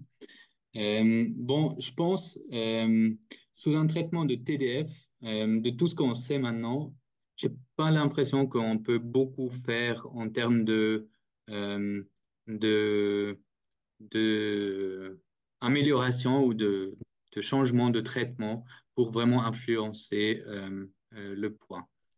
Je pense dans ces cas-là, c'est très important de faire le conseil de lifestyle, ce qui entraîne une discussion assez difficile souvent et aussi c'est beaucoup plus difficile de faire des conseils sur le lifestyle que sur les médicaments.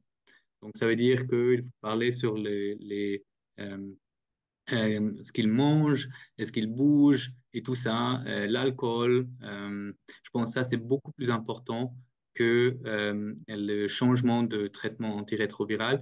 Ce qui est aussi le cas chez nous, là nous, on a la majorité de nos patients ont un traitement avec le TAF et les inhibiteurs d'intégrase. Et donc, souvent, d'abord, avant de changer le traitement, il faut discuter tout ça parce que c'est souvent les choses qui sont beaucoup plus importantes que le changement du traitement. Merci. Il y a une question qui demande une réponse et qui est une réponse importante. Un patient qui a un faible poids, donc quelqu'un qui vient à la clinique avec un poids très faible, peut-être dans un état de VIH avancé, est-ce qu'il y a un risque de lui donner directement des antirétroviraux ou est-ce qu'il faut commencer tout de suite avec les antirétroviraux? Qu'est-ce qu'il faut faire? Je pense que c'est une question importante. Donc, je suis pas à 100% sûr si j'ai bien compris la question. De Moi, commencer. j'interprète, est-ce qu'il y a un problème à donner des antirétroviraux chez quelqu'un qui a un poids très faible?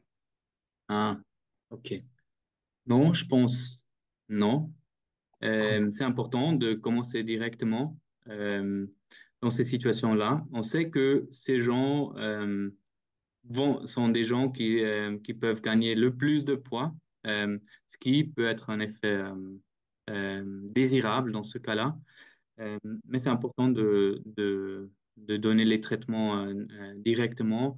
Bien évidemment, il faut exclure les infections opportunistiques avant, surtout cérébrales, mais sinon, euh, moi, je commencerai directement. Ok, super. Merci Margot de donner la parole à Bruno. Oui, bonjour. Vous Bonjour. m'entendez? Oui, très bien. Oui, bonjour. Bah, ma question est peut-être un petit peu hors sujet, c'est pour ça que, mais j'avais envie de la poser parce que ça fait longtemps que je me la posais et donc, bah, comme je l'ai dit, donc je suis un peu président d'une association de patients où nous accueillons une centaine de patients VIH chaque année et je suis aussi président d'une association mémorielle par rapport au VIH où on fait des cérémonies. Et donc ma question, c'est vrai que en fait, il y a 2, 3 ans, j'ai perdu ma compagne d'un AVC. Et c'est vrai qu'on était en vacances, elle sortait de sa douche et donc bon, elle est partie dans mes bras et devant mes 2 petits-enfants qui avaient 3 ans et 8 ans. Et bon, ben voilà. Aujourd'hui, c'est vrai que je voulais venir vous écouter. Et puis cette question, elle est venue parce que pour savoir, parce il y avait aucun symptôme. Je suis sans, voilà, je surveillais les traitements. Il y avait aucun symptôme et enfin ma question, c'est de savoir à quel moment on doit s'inquiéter, à quel moment on doit se rapprocher de son infectiologue pour euh, pour un risque d'AVC. Elle avait 40 ans quand elle est partie. Ouais, merci beaucoup Bruno pour cette question et ce témoignage. Oui. Euh, je te laisse répondre, Bernard. Oui, ben, merci beaucoup pour cette histoire. Ça nous rappelle toujours euh, que devant ou derrière tous ces chiffres que je vous ai montrés, il y a des milliers de gens, en fait. C'est pas seulement des chiffres, c'est vraiment des gens. Et c'est pour ça que c'est tellement important de parler de ça et de vraiment mieux comprendre. Et je suis désolé pour votre femme. Hum, ce qu'on peut faire, c'est entraîner dans les discussions avec les médecins, et de discuter ça et de vraiment être ouvert à la discussion. Et c'est difficile à dire, mais avec tout ce qu'on sait maintenant, peut-être les statines peuvent t'aider, mais c'est difficile. C'est des situations avec l'âge de 40 ans. euh, je suis pas sûr si tout le monde aurait conseillé des, euh, des, euh, des choses préventives. Donc, c'est Mhm. vraiment de cas à cas. Et donc, c'est vraiment quelque chose d'important de parler avec vos médecins. Ouais, et peut-être ça nous donne un bon lien avec ce qui a été dit lors de la première présentation d'Olivier, où on parlait de prendre l'habitude de mesurer le risque cardiovasculaire chez les personnes. Ça nous permet de faire un certain nombre de mesures d'évaluation. Parfois, on tombe sur un diabète, sur une hypertension artérielle, alors que si on ne le fait pas d'office chez tout le monde, on le rate, hein, surtout quand c'est quelqu'un qui est en bonne santé et qui a 40 ans. Donc, Oui. l'intérêt de vraiment veiller à tous les facteurs de risque cardiovasculaire, et puis finalement, quand tout ça s'est mis de côté et puis qu'on n'en a pas, c'est vrai que parfois, on se trouve devant des situations autant dramatiques que cela, où on n'a pas vraiment de signes avant-coureurs, et on a ce genre d'événements-là qui sont pas vraiment prédits, hein. Il y a des risques d'AVC qui viennent de choses qui sont pas vraiment liées au VIH, et donc dans ce cas-là, c'est pas non plus absolument sûr que ça a été lié au VIH. On peut très bien avoir des hémorragies cérébrales sur autre chose. Vous vouliez réagir, Bruno? Bah, je, je comptais vous remercier. Je vous cache pas que j'ai les larmes aux yeux, mais je comptais vous remercier parce que j'avais besoin de vous entendre. Je vous remercie. Merci pour la confiance.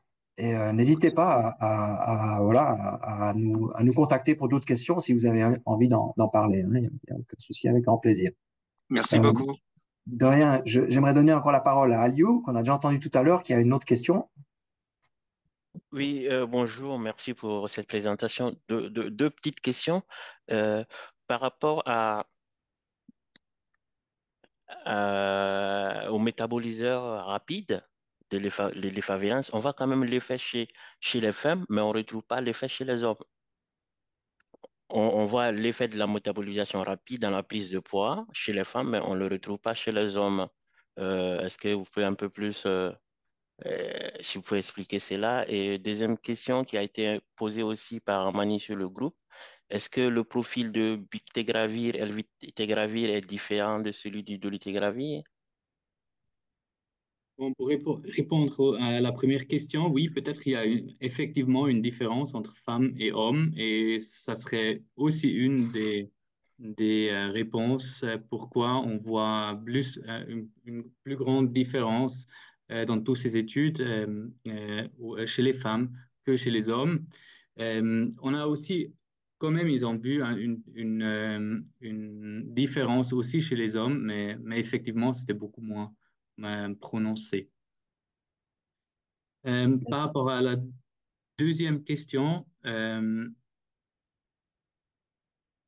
faut que vous me rappelez la deuxième question, Est-ce pardon. que le profil du bictegravir, Ah de oui, oui, l'elvictegravir est différent du DTG, du DELU? oui.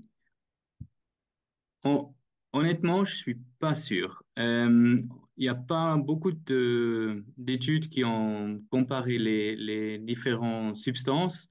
On ne sait pas trop.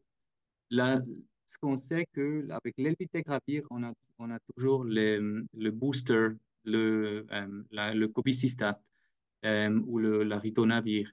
Et donc là, on a des effets indésirables qu'on connaît aussi sur les lipides euh, et d'autres effets. Donc, ça pourrait expliquer des différences, mais on ne sait pas trop s'il y a des différences importantes euh, entre les patients.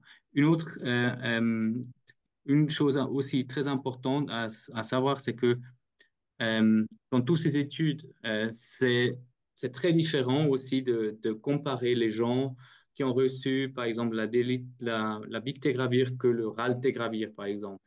Parce qu'en Suisse, en tout cas, les gens qui ont reçu la raltegravir, ça c'était au début des années 2008-2010. Et là, c'était vraiment, on a donné la raltegravir aux gens qui ont déjà eu plusieurs échecs virologiques, qui allaient vraiment pas bien. Et là, on a donné encore la raltegravir. Et le dolutegravir ou bictegravir qu'on donne maintenant, c'est souvent les gens qui sont stables, qui sont qui n'ont pas beaucoup de comorbidité. Et donc, avec toutes ces cohortes, de comparer ces gens qui sont très différents dans leur profil, c'est toujours quelque chose de très difficile, c'est toujours quelque chose de garder en tête si on voit ce genre d'analyse. Merci. Merci Bernard. Une petite pour la route. Il y en a une qui me paraît vraiment intéressante. Amani, elle nous dit, mais est-ce que vous avez une hypothèse ou des explications qui nous expliquent pourquoi le TAF est différent du TDF par rapport à la prise de poids? Parce que finalement, c'est la même molécule ou presque en moins dosé. Donc, pourquoi est-ce que le TAF il fait plus de prise de poids que le TDF? Une très bonne question. On ne sait pas trop en fait. Il y a plusieurs hypothèses. Bon, il y a cette hypothèse avec que le TDF, comme c'est un dosage différent et ça, TDF a plus d'effets au dehors des cellules cibles. Donc peut-être il y a vraiment un effet de suppresseur que les gens gagnent moins de poids avec le TDF qu'avec la TAF. En même temps, il y a aussi d'autres effets qui ont été discutés, par exemple dans le métabolome, qui peut être différent dans tous les germes, dans l'intestin, qui peuvent être différents. Donc, tous ce genre d'études sont en cours et peut-être dans les années prochaines, on sera un peu mieux. Merci beaucoup Bernard. On va maintenant passer à la troisième présentation. Est-ce que Olivier, tu es là? Parce que si tu es là, je te Je pose suis une petite là. question pour la route, comme ça moi je me prépare avec ma présentation et toi tu peux répondre à une super question. Oui, je suis là. Est-ce que la prescription systématique de statine à l'initiation du traitement antirétroviral, c'est une bonne idée? Et moi je me prépare pour ma présentation. Je t'en prie. La prescription initiale de statine, je reviendrai un peu à la même chose. C'est vraiment, tout dépend aussi du risque qu'on entrevoit chez nos patients. Pour les patients à vraiment très faible risque, ça dépend aussi un peu. On n'a pas encore, je pense, suffisamment de données pour partir sur cette voie-là. Maintenant, si on a des patients avec un haut risque cardiovasculaire déjà de base, en plus une infection avancée, je pense que ça peut se discuter. Et en fonction du risque, je pense qu'on n'a pas mentionné là, mais il y a aussi une décision partagée à avoir avec le patient, puis discuter des risques-bénéfices d'un tel traitement au début de la prise en charge. Mais au final, on peut aussi se poser la question si le patient avait pas comme si le patient n'avait pas une infection VIH, en rajoutant le facteur supplémentaire pour le risque qui est lié au VIH. Merci beaucoup, Olivia. Ça fait penser d'ailleurs à toute cette série d'idées et d'études qui avaient été prévues avec la polypile, hein, où on s'imaginait de mettre avec le traitement antirétroviral directement hein, une statine et peut-être encore un diurétique pour agir en même temps. C'est une discussion qui n'a jamais vraiment abouti, mais en tout cas, ça a été le cas. Hein. Super. Merci beaucoup, Olivier. Et merci, Bernard, pour ta super présentation. Est-ce qu'Olivier, tu peux juste me dire si tu vois bien ma présentation? Je puisse commencer. Est-ce Oui, que ça fonctionne? oui, on la Merci. voit bien. Super, merci. OK, alors je continue avec la dernière présentation de la journée et moi je vais aborder le lien entre l'infection VIH et les maladies cardiovasculaires ou le risque cardiovasculaire dans le contexte d'Afrique subsaharienne, sachant que la plupart des auditeurs d'Afranum sont souvent des personnes qui pratiquent la médecine en Afrique subsaharienne. Je vais aborder cette thématique un petit peu par un angle différent que mes deux collègues parce que moi je vais l'aborder par le biais de projets de recherche que soit nous avons mené en Afrique australe ou une nouvelle étude qui a été publiée tout récemment, qui me paraît vraiment intéressante et importante de discuter avec vous. Donc, je vais aborder un petit peu cette thématique par le biais de projets de recherche en essayant de vous motiver tous, comme on le fait régulièrement, à entamer également des projets de recherche dans ce sens-là, parce que c'est vraiment, vous allez le voir durant la présentation, c'est une thématique où on n'a quasiment aucune donnée sur le continent l'Afrique subsaharienne, où on a vraiment un gros besoin de nouvelles données. Il y a beaucoup d'articles de journaux, ça c'est The Atlantic qui nous disait récemment Africa's Top Health Challenge, Cardiovascular Disease. Donc, est-ce que c'est vraiment les maladies cardiovasculaires qui vont être le challenge principal dans la prise en charge de nos patients? La high blood pressure, donc l'hypertension artérielle, affecterait près de la moitié des personnes de plus de 25 ans en Afrique subsaharienne. Si on parle de risques cardiovasculaires ou de maladies cardiovasculaires liées au VIH, eh bien, on retrouve vite ce genre de graphique-là qui nous montre un petit peu la carte du monde et puis qui essaie de mettre en lien les maladies cardiovasculaires associées au VIH. Cette carte qui est assez intéressante, qui a été publiée récemment dans un papier qui est mentionné au bas de la slide, elle nous montre le PAF, donc le Population Attributable Fraction, donc la fraction attribuable dans la population au VIH. Ça veut dire quoi? Ça veut dire on essaie d'expliquer d'où proviennent ou quels sont les facteurs de risque principaux des maladies cardiovasculaires dans ces différentes régions. Et puis, plus le pays est rouge ou foncé, plus on a l'impression que le VIH joue un rôle important dans ces maladies cardiovasculaires. Donc forcément, si vous avez une population en Europe, par exemple notre pays, la Suisse, vous voyez qu'on est quasiment jaune clair, et là on voit que moins de 1% des événements cardiovasculaires sont expliqués par le VIH, forcément, vu que la prévalence du VIH est très faible. Par contre, dans un pays à prévalence du VIH très élevée, si vous regardez par exemple l'Afrique du Sud, là on a une fraction attribuable qui est très élevée, jusqu'à 15, 20, 25% des maladies cardiovasculaires qui seraient attribuées au VIH, avec évidemment une prévalence du VIH entre 10 et 20% selon les régions de l'Afrique australe. Et donc vous voyez que dans certaines régions, le VIH permettrait d'expliquer une grande partie des maladies cardiovasculaires.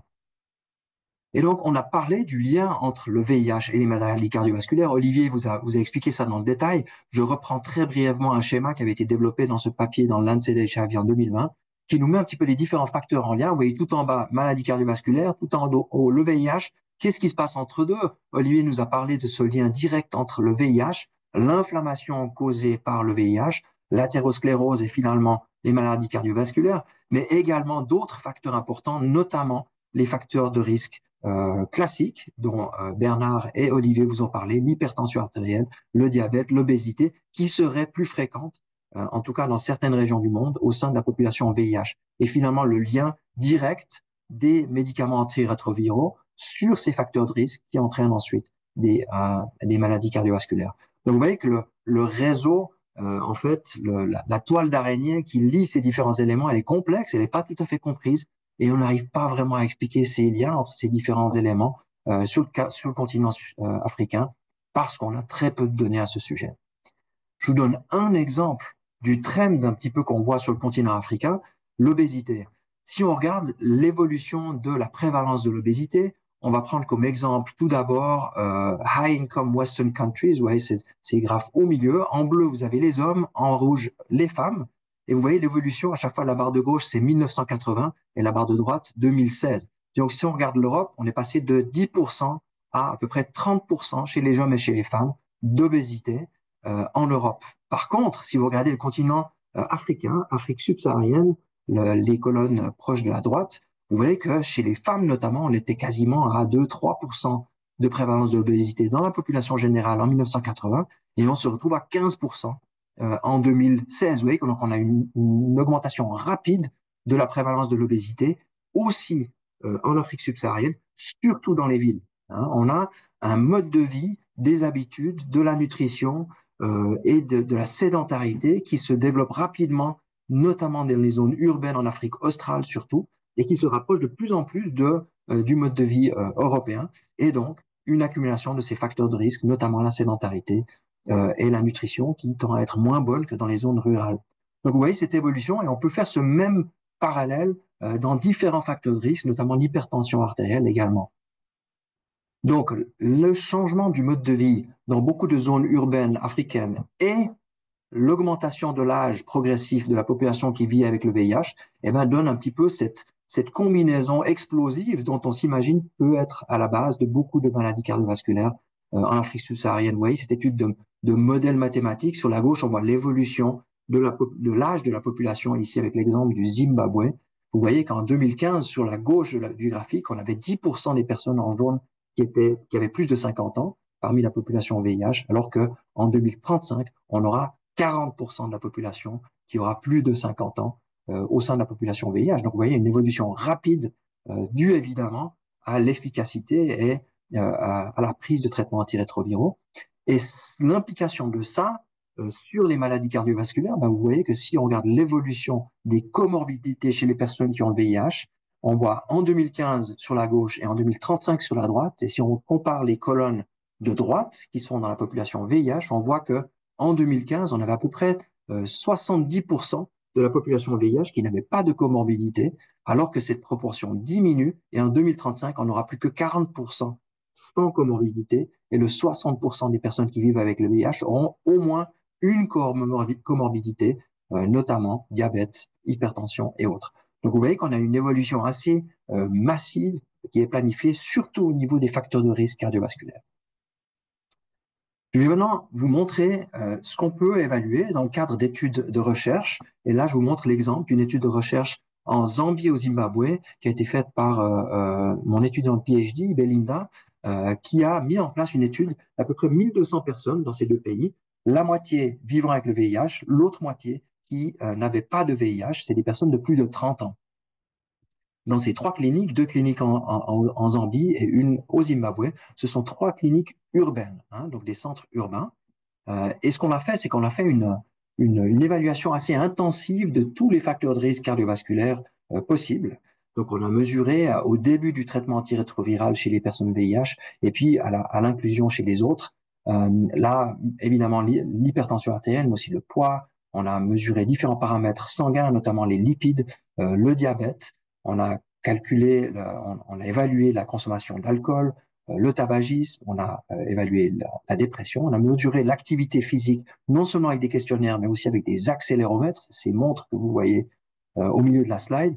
On a fait du fibroscan, donc on a mesuré la stéatose et la fibrose hépatique. Et vous voyez ici sur la photo du bas, Belinda, qui nous fait une mesure de fibroscan chez une de nos patientes. Et je vous fais un petit aperçu des choses qu'on peut trouver quand on va dans le fond de la chose en termes de facteurs de risque cardiovasculaire. On a d'abord évalué l'état général de notre population à l'aide de ce score qui est une nouvelle manière de mesurer l'état de santé cardiovasculaire d'une population. Ça s'appelle le Life Simple 7 par la Société américaine de cardiologie, qui nous demande de voir 7 éléments dont je vais vous donner le détail tout à l'heure, de faire un score et ensuite de voir comment se porte la population. Vous voyez ici que le score maximal, c'est 14, c'est de 0 à 2 par facteur. Et donc, vous voyez que les gens qui ont un score de 14, c'est les gens qui sont parfaitement en santé idéale cardiovasculaire, et plus on va vers le bas, moins bon c'est. Vous voyez ici que la population, de manière générale, était assez sur la droite, donc avec une bonne santé cardiovasculaire, une médiane à 11. Et pour avoir ce qu'on dit la santé cardiovasculaire idéale, il faut avoir entre 5 et 7 de ces composantes qui sont sur le point idéal. Ça, c'était 60% de notre population. Donc, assez surprenant, une bonne santé cardiovasculaire dans notre population d'études. Si on le compare avec la population de Reprieve, l'étude dont Olivier vous a parlé tout à l'heure, ça c'est une étude globale avec 15% de personnes d'Afrique subsaharienne, mais surtout des personnes dans le nord, eh bien vous voyez que là-bas, l'état cardiovasculaire idéal, c'était seulement chez 10% de la population Reprieve. Encore une fois, 60% dans nos cohortes NCDs et 10% dans la population Reprieve. Donc, qu'est-ce qui est la différence? Est-ce qu'on a vraiment une santé cardiovasculaire nettement meilleure dans la population africaine? On va essayer de regarder ça un petit peu dans le détail. Je vous reparle ici de la population zambienne et zimbabwéenne. Et ça, ce sont les 7 éléments qu'on regarde quand on fait le Life Simple 7. Donc, le BMI, la pression artérielle, le glucose, le cholestérol, les aspects diététiques, le tabagisme et finalement l'activité physique. Et vous voyez ici, ce qui est assez étonnant, c'est qu'on a notamment le violet, là, le mauve violet, c'est quand c'est parfait, quand c'est idéal. Vous voyez notamment que l'activité physique, elle est assez extraordinaire. Hein. Vous voyez qu'on a quasiment la totalité de la population qui a une activité physique idéale. Alors, est-ce que c'est vraiment le cas? Est-ce qu'on a mal mesuré ça? Vous voyez aussi que les autres facteurs de risque, eh bien, le BMI, on voit que c'est moins bon pour les femmes que pour les hommes. Et finalement, on a des taux de glucose, donc de diabète et de cholestérol qui sont semblables à ce qu'on sait. Encore une fois, si on compare avec notre étude Reprieve, donc, dont Olivier vous a parlé tout à l'heure, eh bien, ça a l'air nettement moins bon. Regardez l'activité physique dans le Reprieve. On n'avait que 10% qui avaient une activité physique idéale, alors que c'est, encore une fois, plus de 90% dans notre population africaine. Qu'est-ce qui s'est passé en termes d'activité physique? Eh bien, on l'a évalué et on a utilisé les accéléromètres, comme je l'ai dit, pour avoir une mesure objective. Donc, en gros, vous mettez un bracelet avec cette montre autour du bras de vos patients, vous les laissez rentrer à la maison pendant 2 semaines et ça mesure l'activité physique de ces patients-là.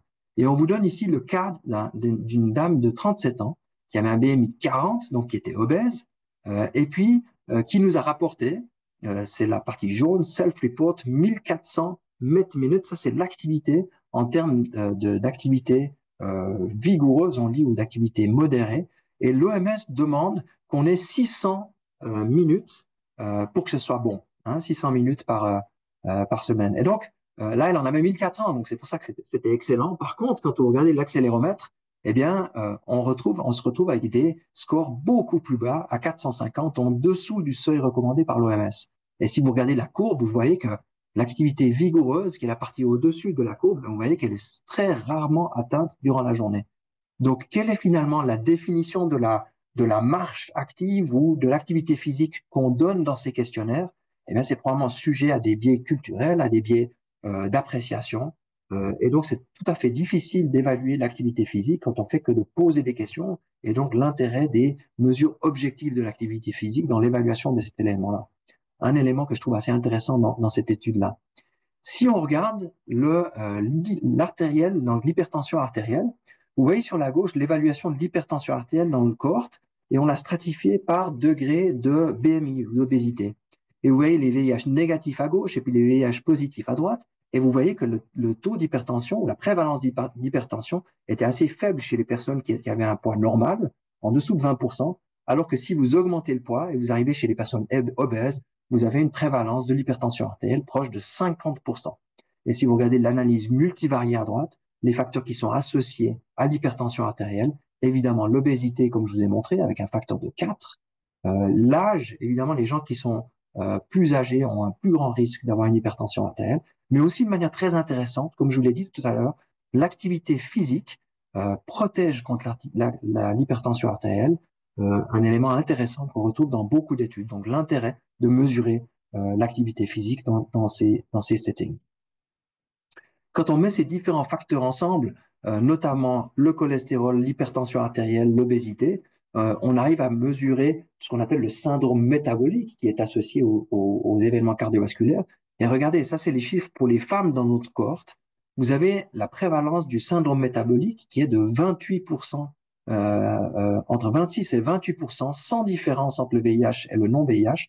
Donc plus d'un quart de nos participantes ont un syndrome métabolique, c'est 4 fois plus que chez les hommes, et c'est assez impressionnant. Et quand vous regardez pourquoi, eh ben c'est principalement mené par l'obésité. Vous voyez que dans notre cohorte, on a quasiment 2 tiers de nos participantes qui ont une obésité. Donc ça, encore une fois, c'est le milieu urbain, Afrique australe, et évidemment en Afrique australe, en Afrique de l'Ouest, et surtout dans les zones rurales, ça va être différent. Et donc vous voyez que l'obésité porte vraiment le risque en termes de facteurs de risque cardiovasculaire. Finalement, on a regardé aussi l'état du foie de nos participants. On a mesuré la fibrose hépatique et la stéatose hépatique, donc l'accumulation de graisse dans le foie. Et ça, c'est souvent un très bon signe de maladie métabolique. Donc, on mesure le degré de stéatose dans le foie. On sait que la stéatose du foie, c'est une cause de cancer du foie et de maladies, donc de décès dus à des causes hépatiques très importantes dans le Nord. Et ça, vous voyez une courbe ici en Amérique du Nord avec le risque de cancer du foie très très élevé chez des gens qui ont une stéatose hépatique, beaucoup plus, en tout cas en augmentation par rapport aux autres causes de cancer du foie. Donc on peut s'attendre aussi potentiellement de l'importance de la mesure de la stéatose du foie chez nos patients pour évaluer le risque de cancer du foie. Eh bien, qu'en est-il dans notre cohorte zimbabwéenne et zambienne? Si on compare un petit peu aux chiffres de prévalence de stéatose du foie, vous voyez que dans la cohorte suisse, vous voyez le chiffre suisse, c'est 51% des personnes de la cohorte suisse qui ont un certain degré de stéatose du foie, donc de graisse dans le foie. Eh bien, dans la cohorte zambienne, c'était que 10%. D'accord? Donc, si vous regardez dans l'encadré, je vous ai mis les chiffres stratifiés par le BMI, et vous voyez que même parmi les personnes qui ont un BMI de plus de 25, donc qui sont soit en surpoids, soit obèses, on n'a que 17% des personnes qui ont une stéatose du foie. Et donc, complètement différent par rapport au contexte européen, on n'a pas ce lien très fort entre l'obésité et la maladie métabolique du foie, et on ne le comprend pas du tout pour l'instant. On ne sait pas du tout pourquoi on a quelque chose qui est différent en Afrique subsaharienne. Est-ce que c'est des facteurs génétiques? C'est possible, on n'a pas les données pour l'instant. Est-ce que c'est des facteurs nutritionnels? Est-ce que les aspects nutritionnels ont un impact sur le développement de la stéatose du foie? On ne le sait pas. Et là, c'est sûr que c'est un des endroits où il va falloir chercher ces prochaines années pour essayer de comprendre les raisons de ce gap et de cette différence avec le contexte européen. Je parle maintenant dans les 5 minutes qui me restent des maladies cardiovasculaires, parce que là, vraiment, on a un gap total en termes de données. On n'a actuellement aucune étude prospective dans le contexte subsaharien qui nous permet de mettre en lien l'incidence des maladies cardiovasculaires, donc l'infarctus du myocarde, de l'AVC, dans les populations VIH. Il y a très peu de données dans la population générale, mais il n'y a pas de données prospectives actuellement dans les populations VIH. Olivier vous l'a dit tout à l'heure, on sait que le risque cardiovasculaire est probablement plus élevé chez les personnes qui vivent avec le VIH. Ça, c'est une méta-analyse dont je vous ai déjà parlé tout à l'heure, qui a réuni les grandes études qui ont évalué ce risque cardiovasculaire comparé entre VIH et non-VIH. Et en gros, on peut dire que le risque cardiovasculaire, notamment d'infarctus du myocarde, est pas loin de 2 fois supérieur chez les personnes qui vivent avec le VIH par rapport aux gens qui n'ont pas de VIH. Est-ce que c'est la même chose en Afrique subsaharienne? Je vous l'ai dit, on ne le sait pas pour l'instant. Donc, comment est-ce qu'on peut faire pour évaluer ça? Eh bien, une étude a été publiée il y a quelques semaines, qui a été présentée aussi à la conférence CROI récemment, une étude que je trouve vraiment merveilleuse, qui a évalué en Ouganda, au sein de 600 personnes VIH sous traitement et 600 personnes non VIH, on les a amenées dans un centre universitaire en Ouganda et on leur a mesuré le taux d'athérosclérose dans les coronaires. C'est un bon moyen de pouvoir prédire le risque cardiovasculaire. On a mesuré l'athérosclérose dans les coronaires à l'aide de CT, donc de scanner coronarien. Et puis on a essayé de voir s'il y avait une prévalence élevée de ces plaques d'athéromatose dans les coronaires. Les résultats sont les suivants, ils sont très très surprenants. Vous voyez que on a autant chez les VIH que chez les non-VIH une prévalence de l'athérosclérose coronarienne, et c'est les résultats sur la gauche, entre 6 et 9% de la cohorte. Et ça, si on le compare aux données européennes, c'est beaucoup moins que les données européennes. D'accord? Les données européennes vous montrent entre 20, 30, même 40% des populations VIH qui ont de l'athérosclérose dans les coronaires. Seulement 10% ou moins dans la population en Ouganda. Et même si vous regardez dans la partie de la population qui avait un risque cardiovasculaire élevé, donc plus de 5%, même là, vous avez que entre 11 et 15% des personnes qui avaient de l'athérosclérose dans les coronaires. Et vous voyez qu'il n'y a pas de différence entre les personnes qui vivent avec le VIH et celles qui n'ont pas le VIH. Donc des résultats tout à fait surprenants qui, à nouveau, contrastent totalement avec ce qu'on voit en Europe, malgré la forte prévalence d'obésité et d'hypertension dans cette population-là. Et ce qui est très intéressant dans ce papier, c'est qu'ils ont mis ça en lien avec les données européennes. Et vous voyez sur la gauche la comparaison dont je vous ai parlé tout à l'heure. Si vous prenez l'étude américaine, la grande étude américaine en violet, vous avez une prévalence d'athérosclérose coronarienne de 40 et quelques pourcents. Dans la donnée dans l'étude suédoise, 40%, l'étude coréenne, 20%, et puis l'étude en Ouganda, moins de 10%. Et si on compare la prévalence des plaques qui sont non calcifiées, et c'est celles-là qui sont le plus dangereuses et qui mènent le plus à un infarctus du myocarde, et bien vous voyez encore une différence plus importante entre le setting américain et le setting en Ouganda. Donc on voit, comme je vous l'ai déjà expliqué, pour la stéatose hépatique, malgré beaucoup d'obésité, très peu de stéatose hépatique, et malgré beaucoup d'obésité et beaucoup d'hypertension artérielle dans le continent d'Afrique subsaharienne, très peu de liens pour l'instant, en tout cas, avec l'athérosclérose et potentiellement avec les maladies cardiovasculaires. Donc on a besoin d'études de cohorte, et ça c'est vraiment un besoin urgent au sein de populations VIH, mais aussi en dehors de populations VIH, qui vont nous permettre d'évaluer ce risque cardiovasculaire dans ces populations. C'est pour ça que je voulais amener ce sujet-là par le biais de la recherche, pour vous dire qu'on a très peu de données, mais qu'il nous faut absolument nous engager dans ce genre de processus de recherche. Le titre ici, la question à laquelle on va essayer de répondre, est-ce que le VIH va casser le cœur des personnes africaines? On ne le sait pas pour l'instant et on a besoin de le savoir. Donc, je vous ai montré en résumé que le risque des maladies cardiovasculaires est plus élevé chez les personnes qui vivent avec le VIH comparé à la population générale, mais que les données qui proviennent d'Afrique subsaharienne sont tout à fait limitées pour l'instant.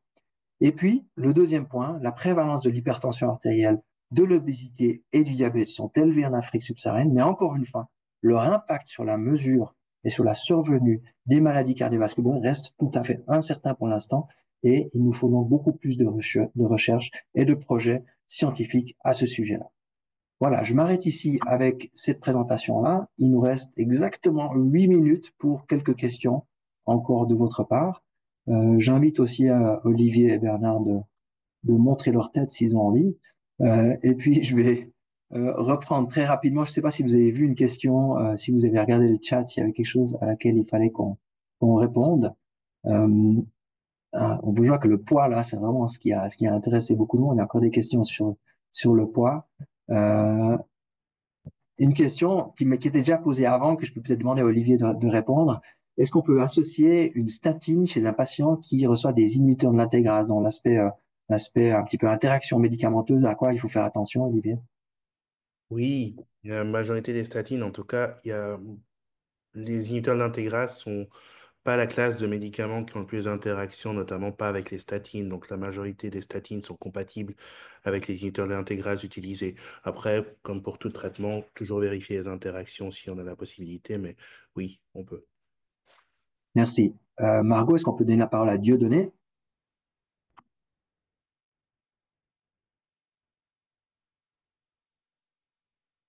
Dieudonné, voilà, allez-y. Oui, bonsoir. Ah, Vous m'entendez? très bien. Vous pouvez aller, vous pouvez poser votre question. Oui, bon, j'ai une question par rapport à la présentation qui vient de passer pour le moment. Bon, il y a une étude que vous nous avez montrée sur, donc une étude qui montre la stéatose hépatique aux personnes Mhm. vivant avec. En fait, je me pose la question, est-ce que cette étude qui a montré, cette étude qui a été faite donc aux pays subsahariens, qui a monté la survenue d'une stéatose hépatique? Est-ce que c'était lié, les facteurs qui étaient en cause aux personnes vivant avec le VIH, c'était par rapport au traitement ou bien par rapport Ouais. au VIH en soi, la maladie? Donc, les facteurs qui étaient en cause, c'était par rapport au traitement ou bien Mhm. c'était par rapport à la maladie? Ouais, c'est une très bonne Aussi, question. Allez-y. oui, bon, je peux encore continuer avec, j'ai aussi des questions. Alors, allez, alors, je vous réponds déjà à celle-là rapidement. Donc, les facteurs qui sont en lien avec la stéatose hépatique dans les personnes qui vivent avec le VIH, on ne les connaît pas trop bien pour l'instant, mais on a l'impression qu'il y a différents facteurs qui jouent un rôle, notamment les comorbidités métaboliques dont je vous ai parlé. Les personnes qui vivent avec le VIH sont plus à risque, en tout cas dans le contexte du Nord, d'avoir des autres cofacteurs. Ça, c'est une chose. Et on se demande aussi quel est l'impact des médicaments antirétroviraux sur la stéatose hépatique. Quelques études auraient montré, notamment le TAF, qui puissent être liés à la stéatose hépatique, notamment le lien avec le poids. Mais ça reste à être étudié dans d'autres études. Je vous laisse poser votre deuxième question. D'accord. Moi, je pense aussi que ma deuxième question aussi, je pense que aussi Bernard va intervenir parce que j'avais voulu poser cette question au cours de la première présentation. Bon, on a Oui, un patient qui a le VIH qui est sous TAF parce qu'il a vu une insuffisance rénale, donc il était sous tenofovir. Et puis, par après, donc, comme il avait une insuffisance rénale, donc on l'a mis sous TAF. Et puis, à un certain moment, il avait eu une syndrome métabolique. Et puis, on a fait échographie qui a mis en évidence une stéatose hépatique. Et il avait une stéatose hépatique après avoir fait le bilan lipidique, tout ça, là, donc, ça a été tous monté.